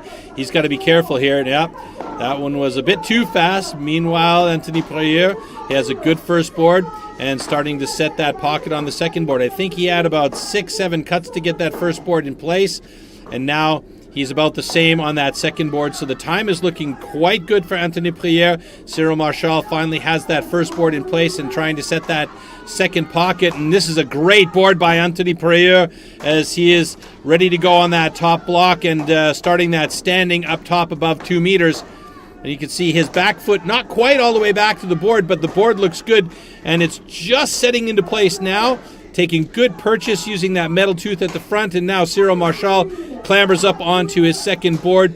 It'll set nicely as well as he starts working on that top block. But it seems like neither one of these guys is feeling 100% confident in their boards up top there, as Cyril Marchal is depending on some serious shoulder cutting. And wow, what a great time by Anthony Prieur, cutting almost a minute off of his time with a personal best. Fantastic run for him, and that is going to be the time to beat right now. Cyril Marchal struggling to get through that first side. He wants to go nice and deep, but he's shoulder cutting big time as he stepped forward and choked up a bit on that block. He'll switch to that second side fairly soon, but it is not going to be a time that he wants. And as he is closing in on the 2-minute mark, he really needs to be wary of where that time is going here. He should make it as he's gone deep on that first side, still cutting clean, and he'll switch to that awkward angle on that second side now and try and get through there in under that 2-minute 30 mark here, but it's going to be tight as he may have left himself a little bit too much material as he's starting to angle cut as well. And boy, Cyril Marchal really struggling here. Should do it in 3 more drivers. Let's hope so. Oh, one more is going to do it there. Oh, it's hanging on by a thread. 2:16.03 for Cyril Marchal. Troublesome for him, but he's got a time in the books. But right now, Anthony Prieur with the time to beat. Very, very nice run from Anthony Prieur. That was really, really nice to see because his previous time was 2:03.35. And this new time, 1:09.87. Fantastic improvement by him.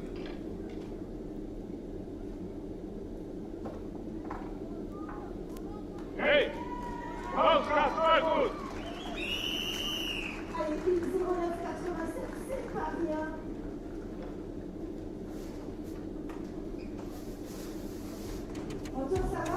All right, although Anthony Prieur took a little bit more time setting his pockets, he had solid boards, and you see here Cyril Marchal was quick on that first pocket, 6-hit pocket, but the board just wasn't there. So he spent a lot of time housekeeping there on that bottom to get himself up onto that first board, and from there the confidence just sort of disappeared on him.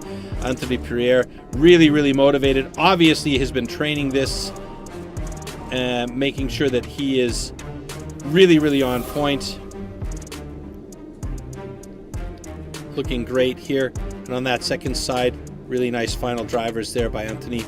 And a nice time.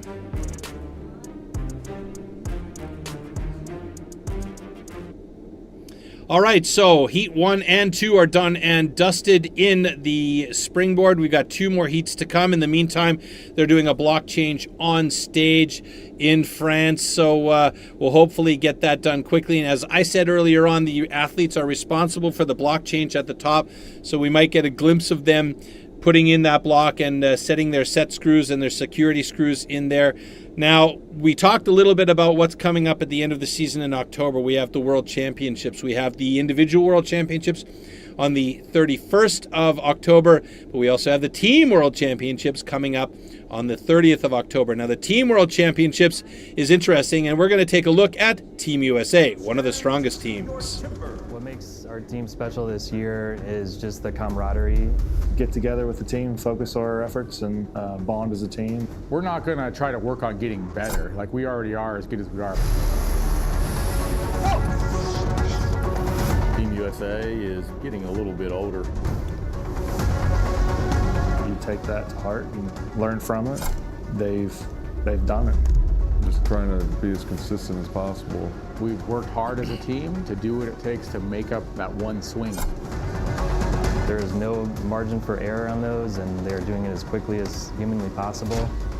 You know, Australia is so hard to beat. It's really because they're the strong wood choppers.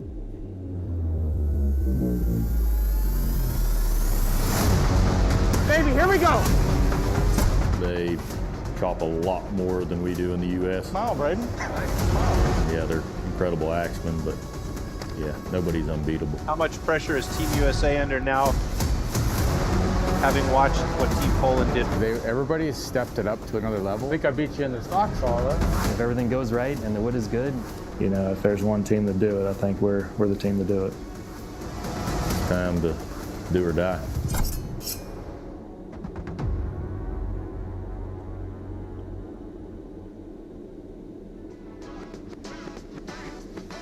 The new Function Active boots offer chainsaw users a comfortable, waterproof and durable boot, Class 1 cut protection. Available in sizes 5 to 13.5, the Function Active boots have a comfortable wide fit and plenty of padding for greater comfort. Boots with Chainsaw Class 1 cut protection contain the same protective material found in chainsaw trousers on the front portion of the boot. The construction of a Function Active boot combines hard-wearing suede leather and a waterproof and breathable membrane. The material of the sole extends around the boot, as well as over the toe for additional durability and resistance to wear. Thanks to the deep 5mm tread, the Function Active boot provides excellent grip, even in wet and muddy work environments. The specially designed sole centre bar aims to increase stability when treading on branches or small trunks. The height of the boot provides extra stability and support when walking on challenging terrain, protecting the wearer's ankles. The midsole features a steel layer, increasing the boot's puncture resistance. This, along with the steel toe cap, ensures the boot complies with Protection Class S3. The large tab at the rear and the tongue help make taking the boot on and off easier, even when wearing gloves. Find out more about the Function Active chainsaw boots, visit stihl.co.uk or your nearest STIHL approved dealer.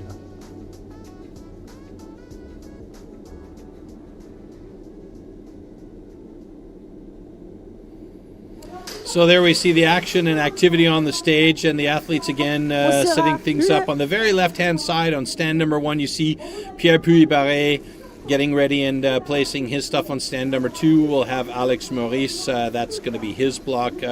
Stand number 3 will belong to Loïc Voisin. And, of course, stand number 4 will then belong to Adrien Cortot. And the heats will look like this: Pierre Puybaret going up against Loïc Voisin and Alex Maurice going up against Adrien Cortot. And there you can see those set screws, very, very long, very secure, large head screws, making sure that top block is secured in place. And yeah, almost ready to go for these last 2 heats in springboard. And again, these last 2 heats are going to be a tell-all for the positioning in the overall standings. Pierre Puybaret, as always, has been super consistent. Maybe one of the events so far where he has been super strong, that was stock saw. He dropped down in the rankings a little bit there, but at the moment he has 43 points and is still yet to go. Anthony Prieur, meanwhile, has 52 points and is atop the live ranking with Cyril Marchal. And then you can see there Pierre Puybaret, who has yet to cut in the springboard, is sitting there in 3rd place. So he's in a good, solid position. He just needs to get a time in the books. It doesn't need to be blisteringly fast, but he's got a pretty good personal best time in under a minute, 55.07 seconds. So that could be good for him now. Loïc Voisin, he is at 2:02.95 for his personal best time. But what we've seen from this young man today is that where we expected him to do well, he really did well.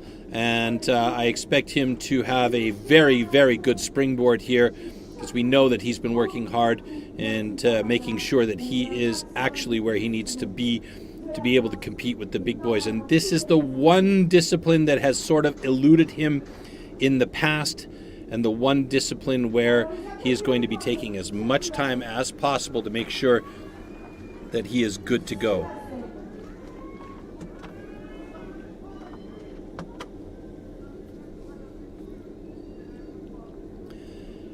A perfect storm. 4-hit pocket board in, up. 4-hit pocket board in, up, and cut quick.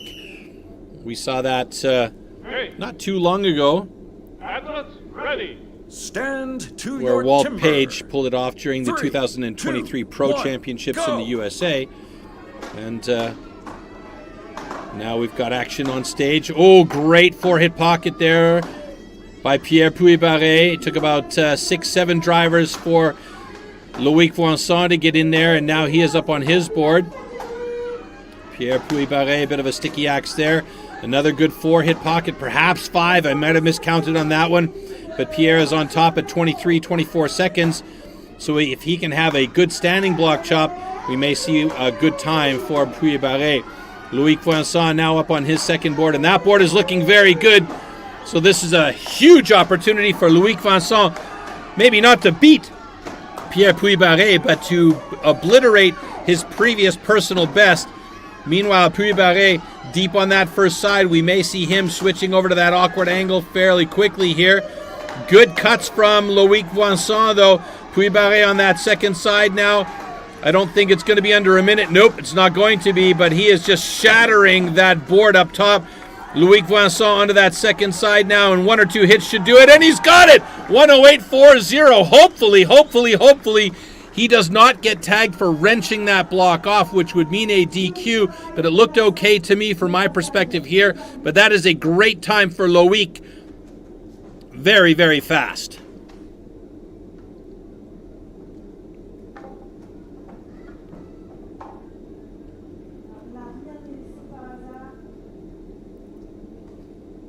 I feel like these are going to be good cuts for both guys, though. No problems at all. Okay. Both cuts are good. There you go. So personal best by Loïc Voisin. The only other PB so far is Anthony Prieur, and that is fantastic. But what a great run by Pierre Puybaret. The big man making it cat-like up onto that first board and then onto the second board. 2 4-hit pockets, so it really for him came down to that top block and just getting through there as quickly as possible. Really nice run, and I'm proud to say that is a great run from Loïc Voisin. I called it. We know that he's been working on it, and he'll only get better at this discipline here. You can see he got through there pretty deep. Risky, but it worked for him. Okay, last heat in springboard, heat number 4. Alex Maurice up against Adrien Courteau. And so far, Pierre Puybaret with a 1:02.47 with the time to beat. Loïc Voisin in a solid second place there in the heat, and that means right now with 50 points, 9 points back of Puybaret, he holds down the second place in the overall rankings, but we still have to see Alex up against Adrien here. And the crowd seems to be increasing as the day goes on. They're all kind of gathering, looking forward to that gas head moment at the end, that loud hot saw that's coming up to finish out our competition with our final 6 athletes. Big shout out to our 2 camera operators out there. The view from Felix's cam right now, and Manu in the background, who has been taking care of stand 3 and 4, as they have given us some great images throughout the day. So Alex Maurice, we'll look for some improvement from him as well. The advantage for Alex is he is light. So if he can set those pockets quickly and get up onto those boards, there's less risk of his weight pushing him out of the stand position up high. And once he's chopping, he is very, very good. Here we go. 1, go!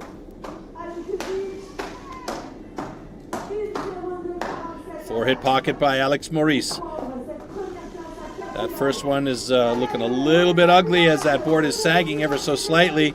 Adrien Courteau, his board is a little bit saggy as well, but Alex Maurice has got himself an excellent second board with 4 hits there, and now he's going to get going on that top block. Adrien Courteau struggling to hold position on that very, very saggy board, and hopefully that second board will go in and lock and get good purchase, but he's struggling to find the line now, and he's still trying to get it locked into place. He doesn't like it. He's going to try and recut. Meanwhile, Alex Maurice on the second side here, opting to go traditional standing block style. As he is on that second side, we may see, oh, that's a fantastic personal best from Alex Maurice, 46.76, killing his previous time by a good 13, 14 seconds. And Adrien Courteau now passing the minute mark, but he's got an incredibly saggy board there.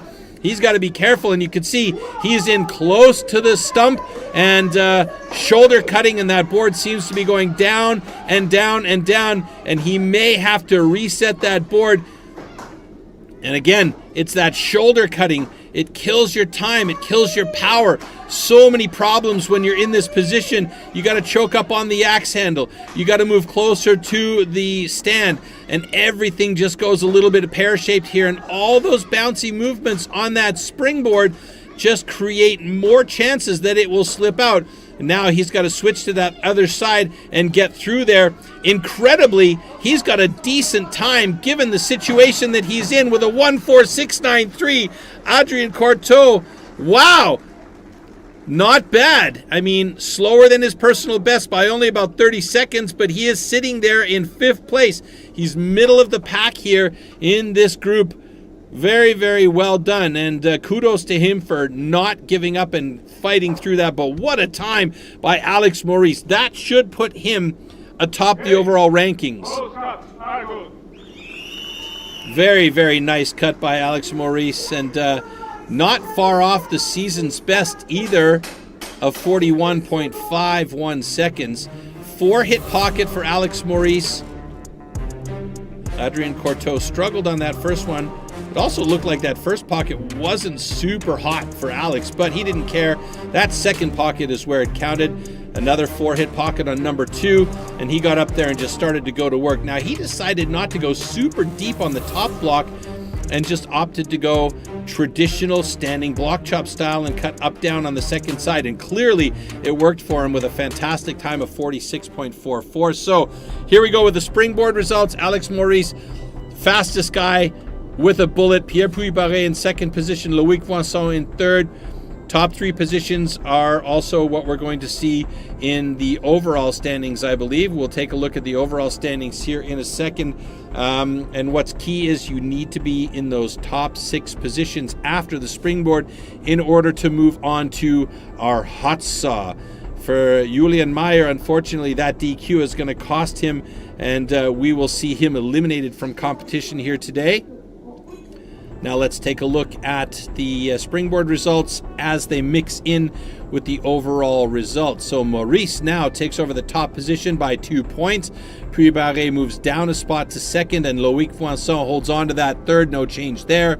Anthony Prieur sits in 4th place, Adrien Courteau in 5th, and Cyril Marchal rounds out the top 6. Unfortunately for Christophe Trincard and Julien Meyer, we will see them eliminated from competition. So now we move on to the hot saw with our top 6 athletes, and the hot saw is what some people call the maker or breaker. Not this guy, but hey, the hot saw is what's coming up next. 6 athletes moving into that hot saw position.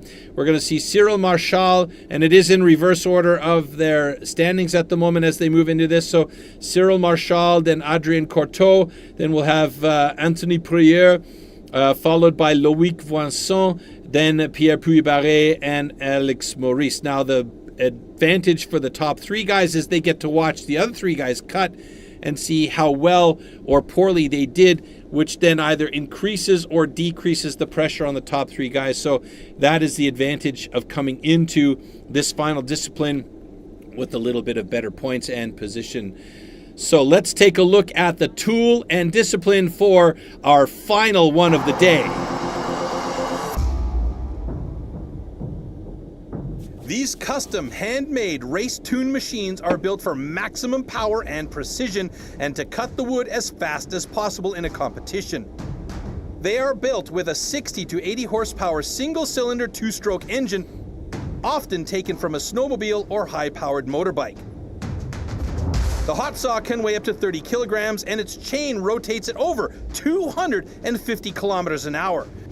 The cost of a competition hot saw used in STIHL Timbersports is upward of 6,000 euros.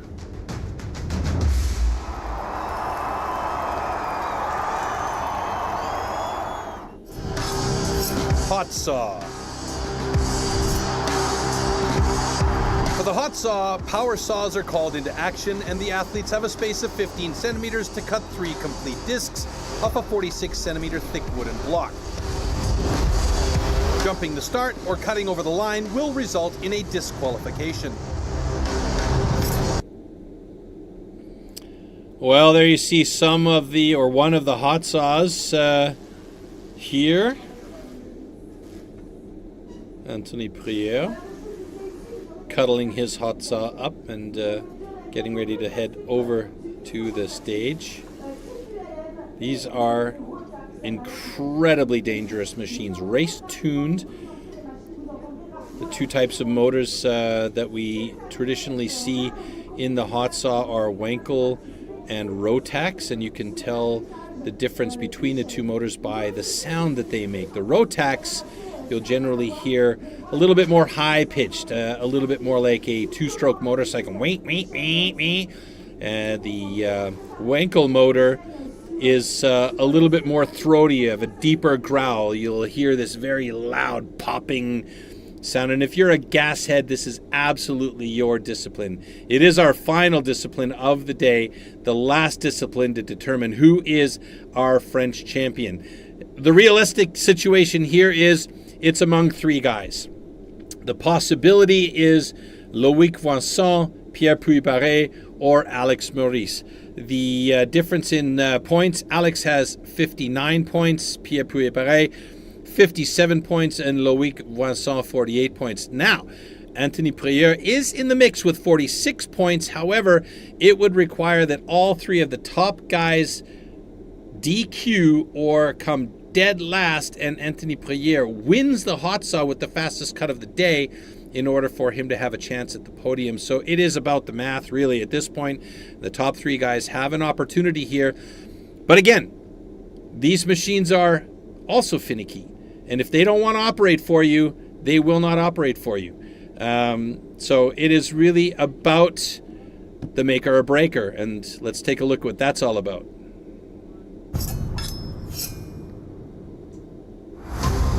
This is the one and only discipline where the athletes are alone on stage. Yeah, probably the most important event, but yeah, also the most frustrating. These saws are so incredibly powerful and dangerous. Usually the hot saw is the slider. Hot saw, hot saw.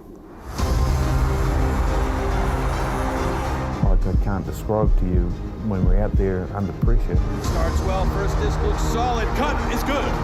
You know, you're always ending the competition on a hot saw, so you know where you're going to be at when you finish. So you're either at a real big high or just is what it is. Nice clean cuts, easy, relaxed.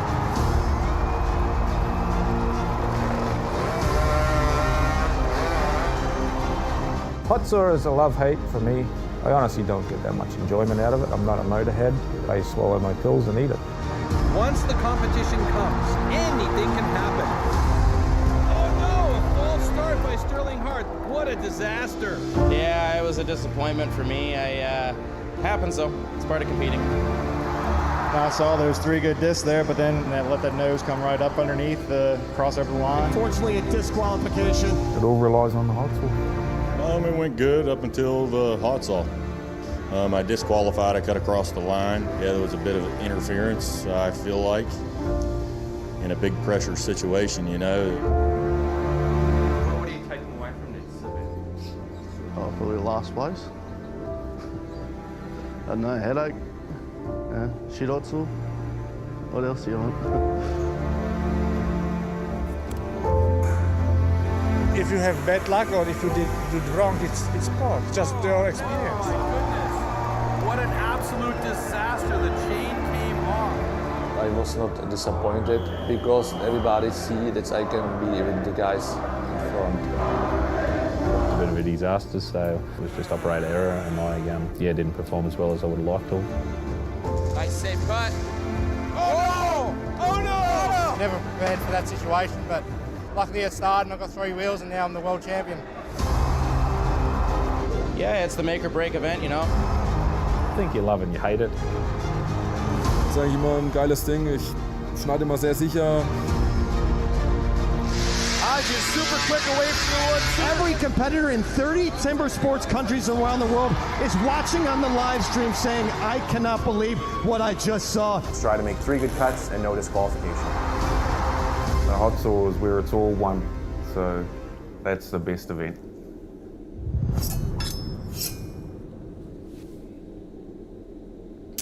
Well, time to warm up these beasts, and that is what we're seeing backstage right now. You'll also see on the stage these shields that they put up there, Lexan shields, to protect the athletes that are competing on the other side of the stage, as well as the staff and camera people that are on the stage, because if any part of this saw or chain flies away from that saw at 250 kilometers an hour, it can be devastating.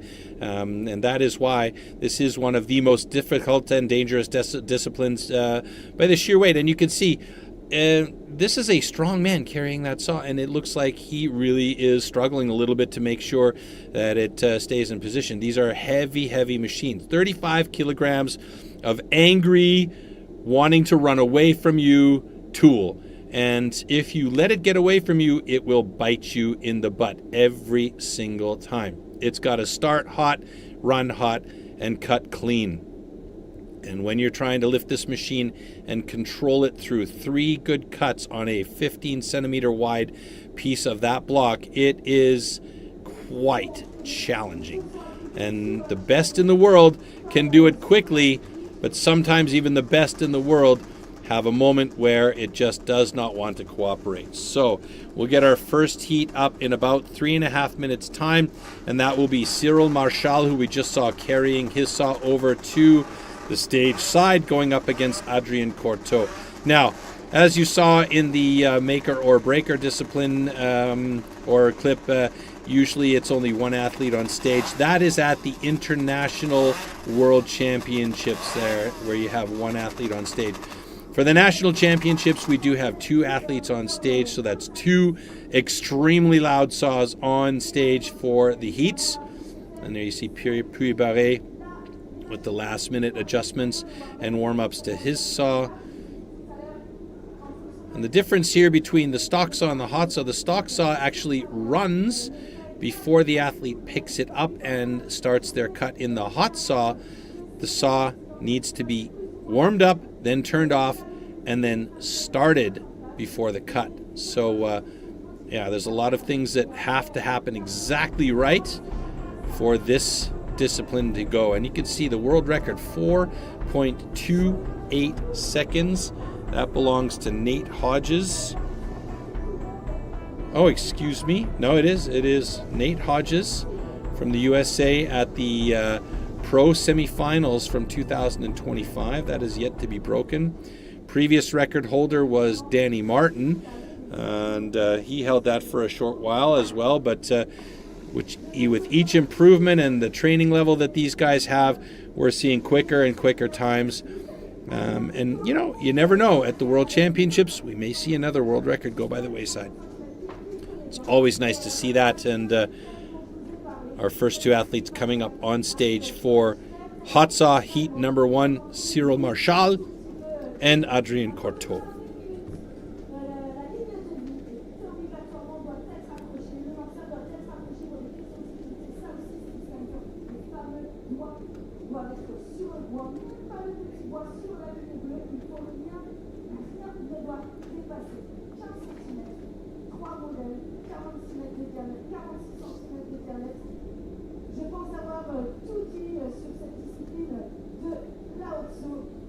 Let's see Cyril taking exceptional time to make sure that he sets his guide markers with that grease pen or that grease marker so that he sees his lines exactly where he wants to place that saw. And it's more so important here in this discipline.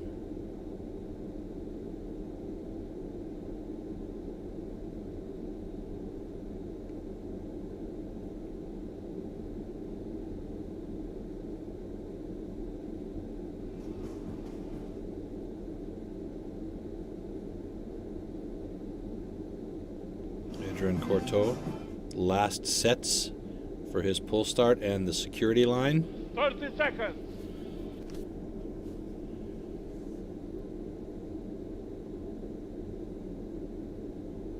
And for experienced operators, they'll know exactly where they want to put that saw, how far away from the block outside, how far away that handle should be from the block, and where their feet are going to be. And Cyril Marchal, renowned for wearing golf shoes for this discipline. Athletes, ready. Stand to your timber. 3, go. 2, 1. Don't go. blink.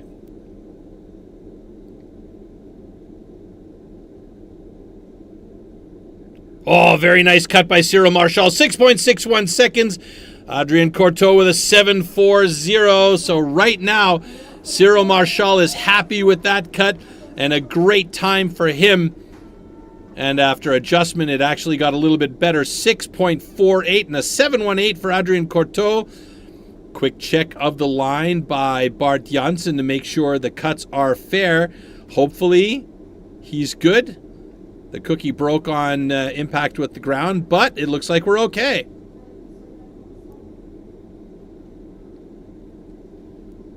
Okay. Both cuts are good. So, good start to our final discipline in rounds number 3 here. Cyril Marchal with a great time. That is going to apply quite a significant amount of pressure on the rest of the guys. But look at that transition to cookie number 2. So thin, beautiful third cut. And here, Adrien Courteau got into it. No hesitation on that upcut. And a nice transition to cut number 3. Came close to the line, but he was good. 3 on the deck for both of these guys, and an excellent cut by Cyril Marchal. That's experience for you there, folks. Okay, Anthony Prieur up against Loïc Voinson. So far today, Loïc has been very impressive. It's clear he's been training. It's clear he's been working on every single aspect of his sport. Did he do enough to make sure his hot saw was on point?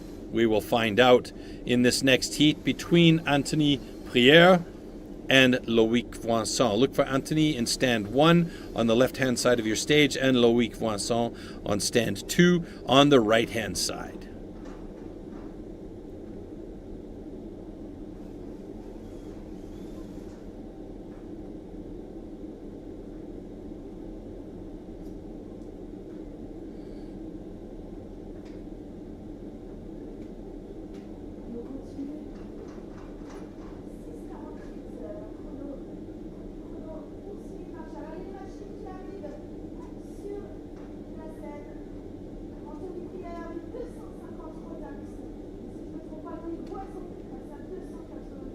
So again, out come the grease markers to make sure those lines are set for their guidance.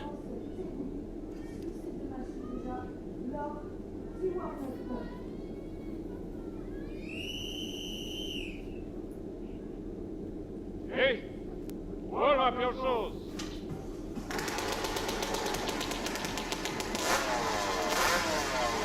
Okay, Anthony Prieur's saw looks good. He got that started right away. No drama at all.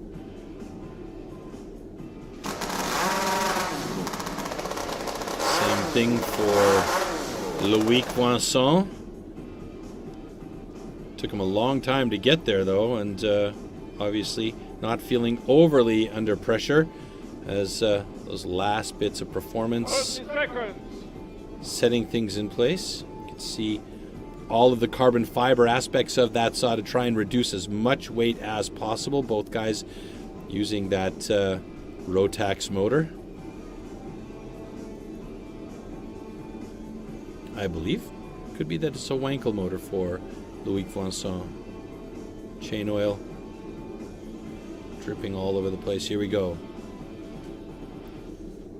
Athletes, ready. Stand to your timber. 3, 2, 1, go!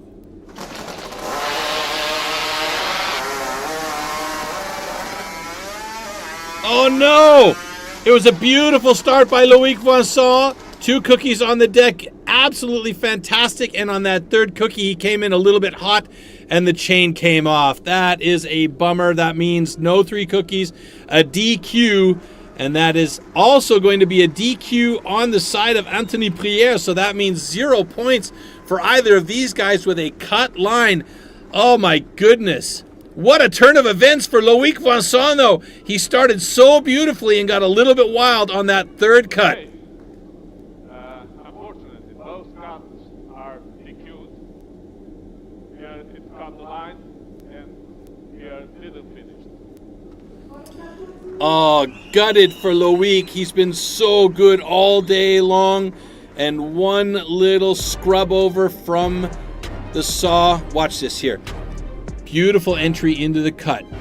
Transition was absolutely fantastic. Thin to win. Watch what happens here. Got in a bit too hot at an angle, and that chain came off. Oh, that is trouble. And here by Anthony, 2 good cookies, but watch this 3rd one. He swung it way over, had angle down, and he knew it right away. He knew it right away. You could see him shaking his head.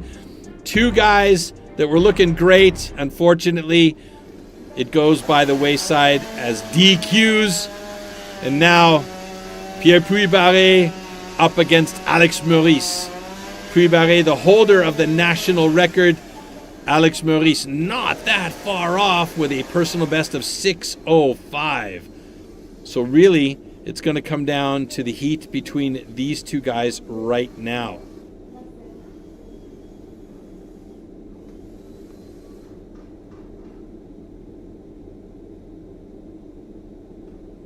Alex Maurice has 59 points. Pierre Puybaret has 57 points. Cyril Marchal has 58 points, but he's cut already. So this is open season. Anything still to play for here between Puybaret and Maurice. Maurice needs a good cut. If he can be faster than Puybaret, he should win this one.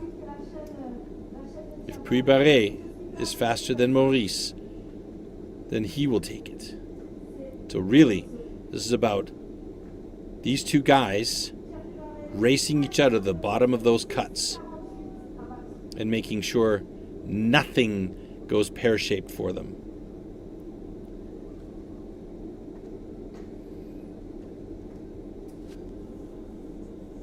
So in other words, no pressure at all.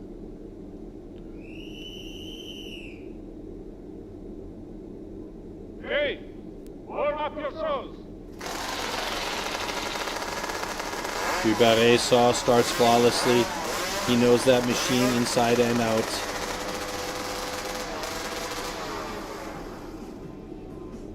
Alex Maurice's went as well. No problems there for him. So now it's reset time and our last heat of the day.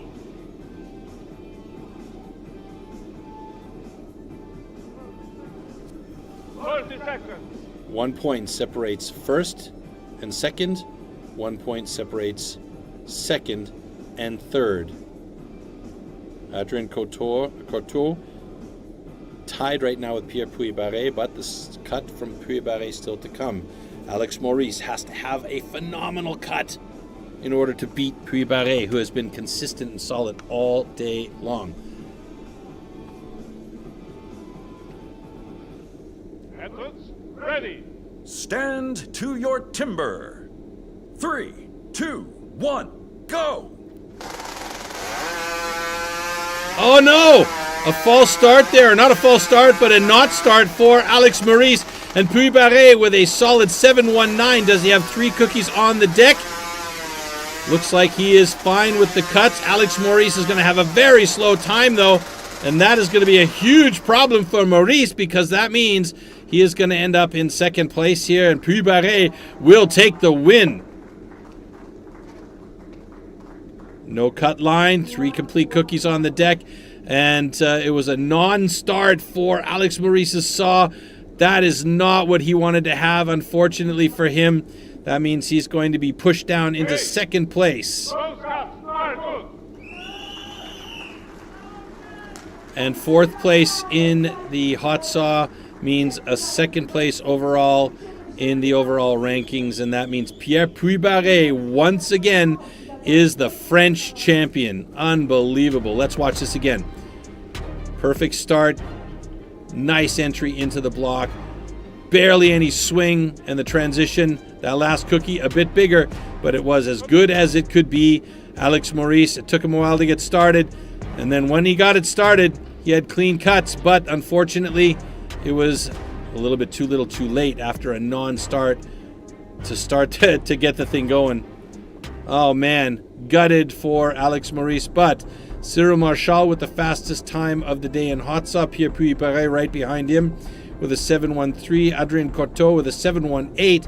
Unfortunately for Maurice, a 17.25 has him in fourth place, and Loic Voinsant gutted for the young man with a DQ, along with Anthony Prieur, also a DQ in that one heat between the two of them. So no points for either of those guys there. In the overall standings, the final results, we see Pierre Puybaret on top once again with 72 points, but only 4 points back is Alex Maurice.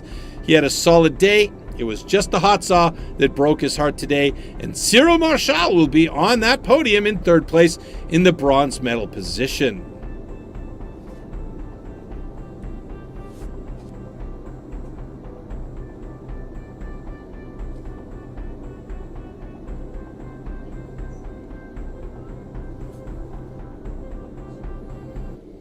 So the maker or breaker really is apt in this particular case for the hot saw, with Alexander Maurice not getting his saw started for that final heat. All he really needed was a nice clean cut with 3 cookies on the deck, and he would have had that top spot. But it was between those two guys, Pierre Puybaret and Alex Maurice, as it has been a lot the last few years. Loic Voinsant, as I mentioned, gutted for the young man. He had such a great day. Improvements across the board, and the hot saw was looking great. A little bit of an angle on his last cut and the chain coming off, and that's a tough one for him.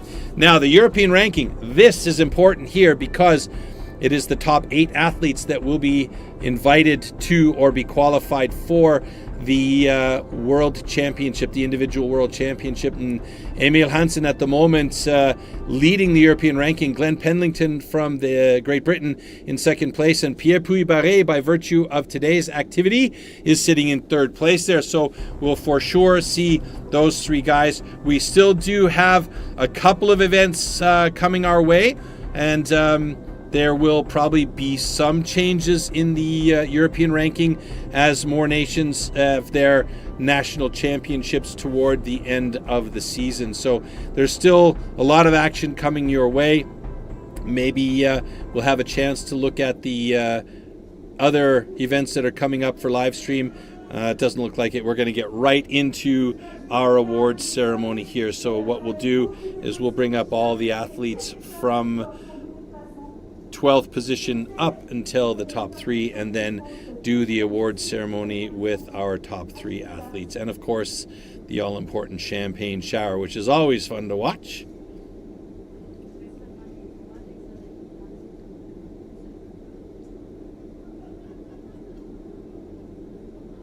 As you saw from the European ranking list earlier on, Emil Hansen won the Nordic Championships yesterday, so that puts him atop the European ranking for the moment. That may change, may stay the same, depends on how the other nations jump into their national championships as we close out the season.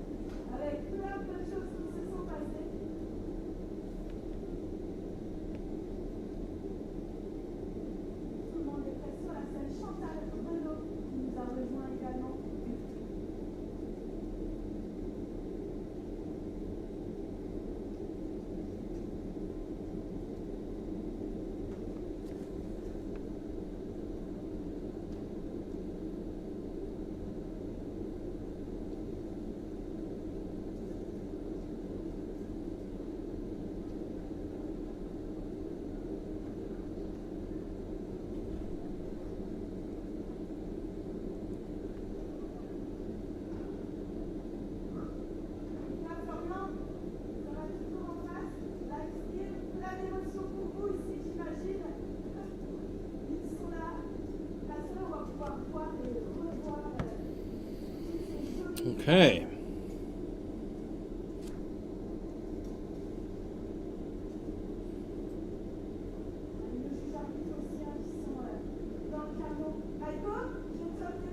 Final preparations, and we will get going with the awards ceremony here. So bringing up the athletes, all the athletes will come up on stage from position 12 to position 4, and then we will bring our top 3 athletes up on stage. And of course, our dignitaries on stage. Let's bring up number 12, Dominic Fuchs.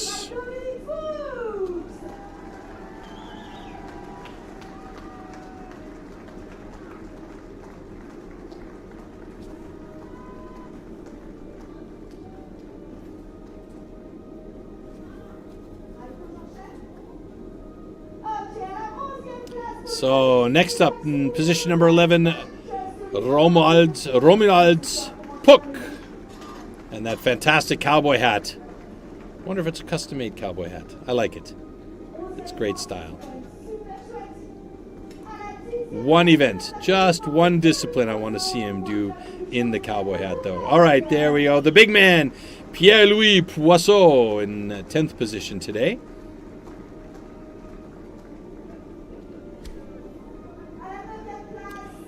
And then in 9th position, Elie Pageant.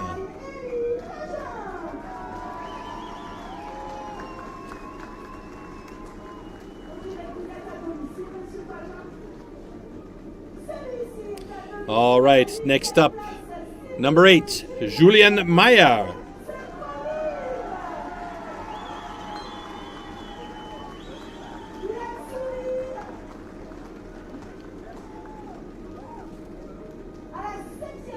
Seventh place. He had a pretty solid day today. We saw some flashes from him. We have Christophe Trinca. So this is a guy that we may see good things from down the road. Unfortunately for Anthony Prière, 6th place is what he's going to have to live with after a DQ in that hot saw, cut over the line. He's been solid and pretty consistent throughout the day though, and he'll definitely take that to the bank and learn from it. All right, 5th place. We've seen him on the podium before. He's been ever so close to that top spot on numerous occasions. Today, unfortunately not.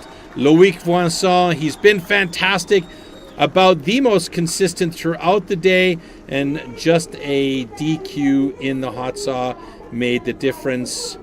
Next up, we have number 4, Adrien Courteau.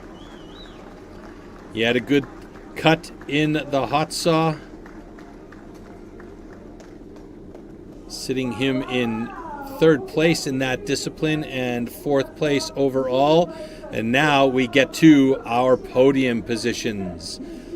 The bronze medal, by virtue of the fastest cut in the hot saw, goes to Cyril Marchal.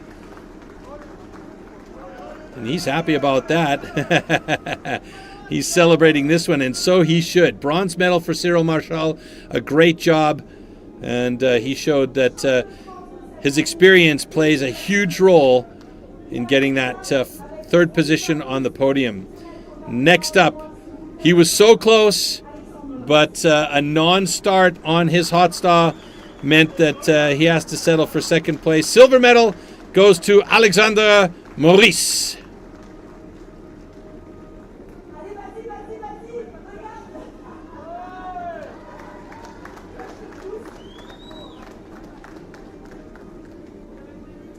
And of course, handshakes across the line. And now our gold medalist and the man who will represent France at the individual world championships. Incredibly consistent, 10-time national champion now. None other than the one and only Pierre Puybaret.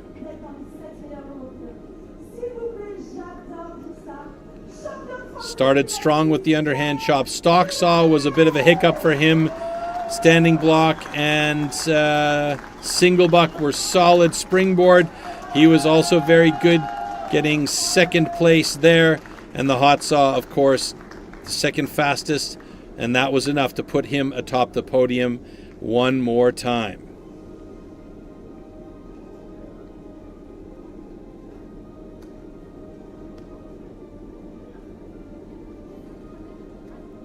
And all these guys are used to seeing Pierre Puybaret in that top spot as well. And they push hard to try and get up there with him. But the consistency and the power and the strength of that man, hard to beat. So there you have it, folks. Our podium. Third place, Cyril Marchal. Second place, Alexandre Maurice. And first place goes to Pierre Puybaret. Everybody steps forward for one last picture. And now you got to be careful, because once that champagne comes out, it is a dog and pony show of wetness on stage. And you'll see a lot of guys make a run for the sidelines. Hopefully we'll have a champagne shower. I don't see any bottles out there yet. Come on, folks, get the bubbly.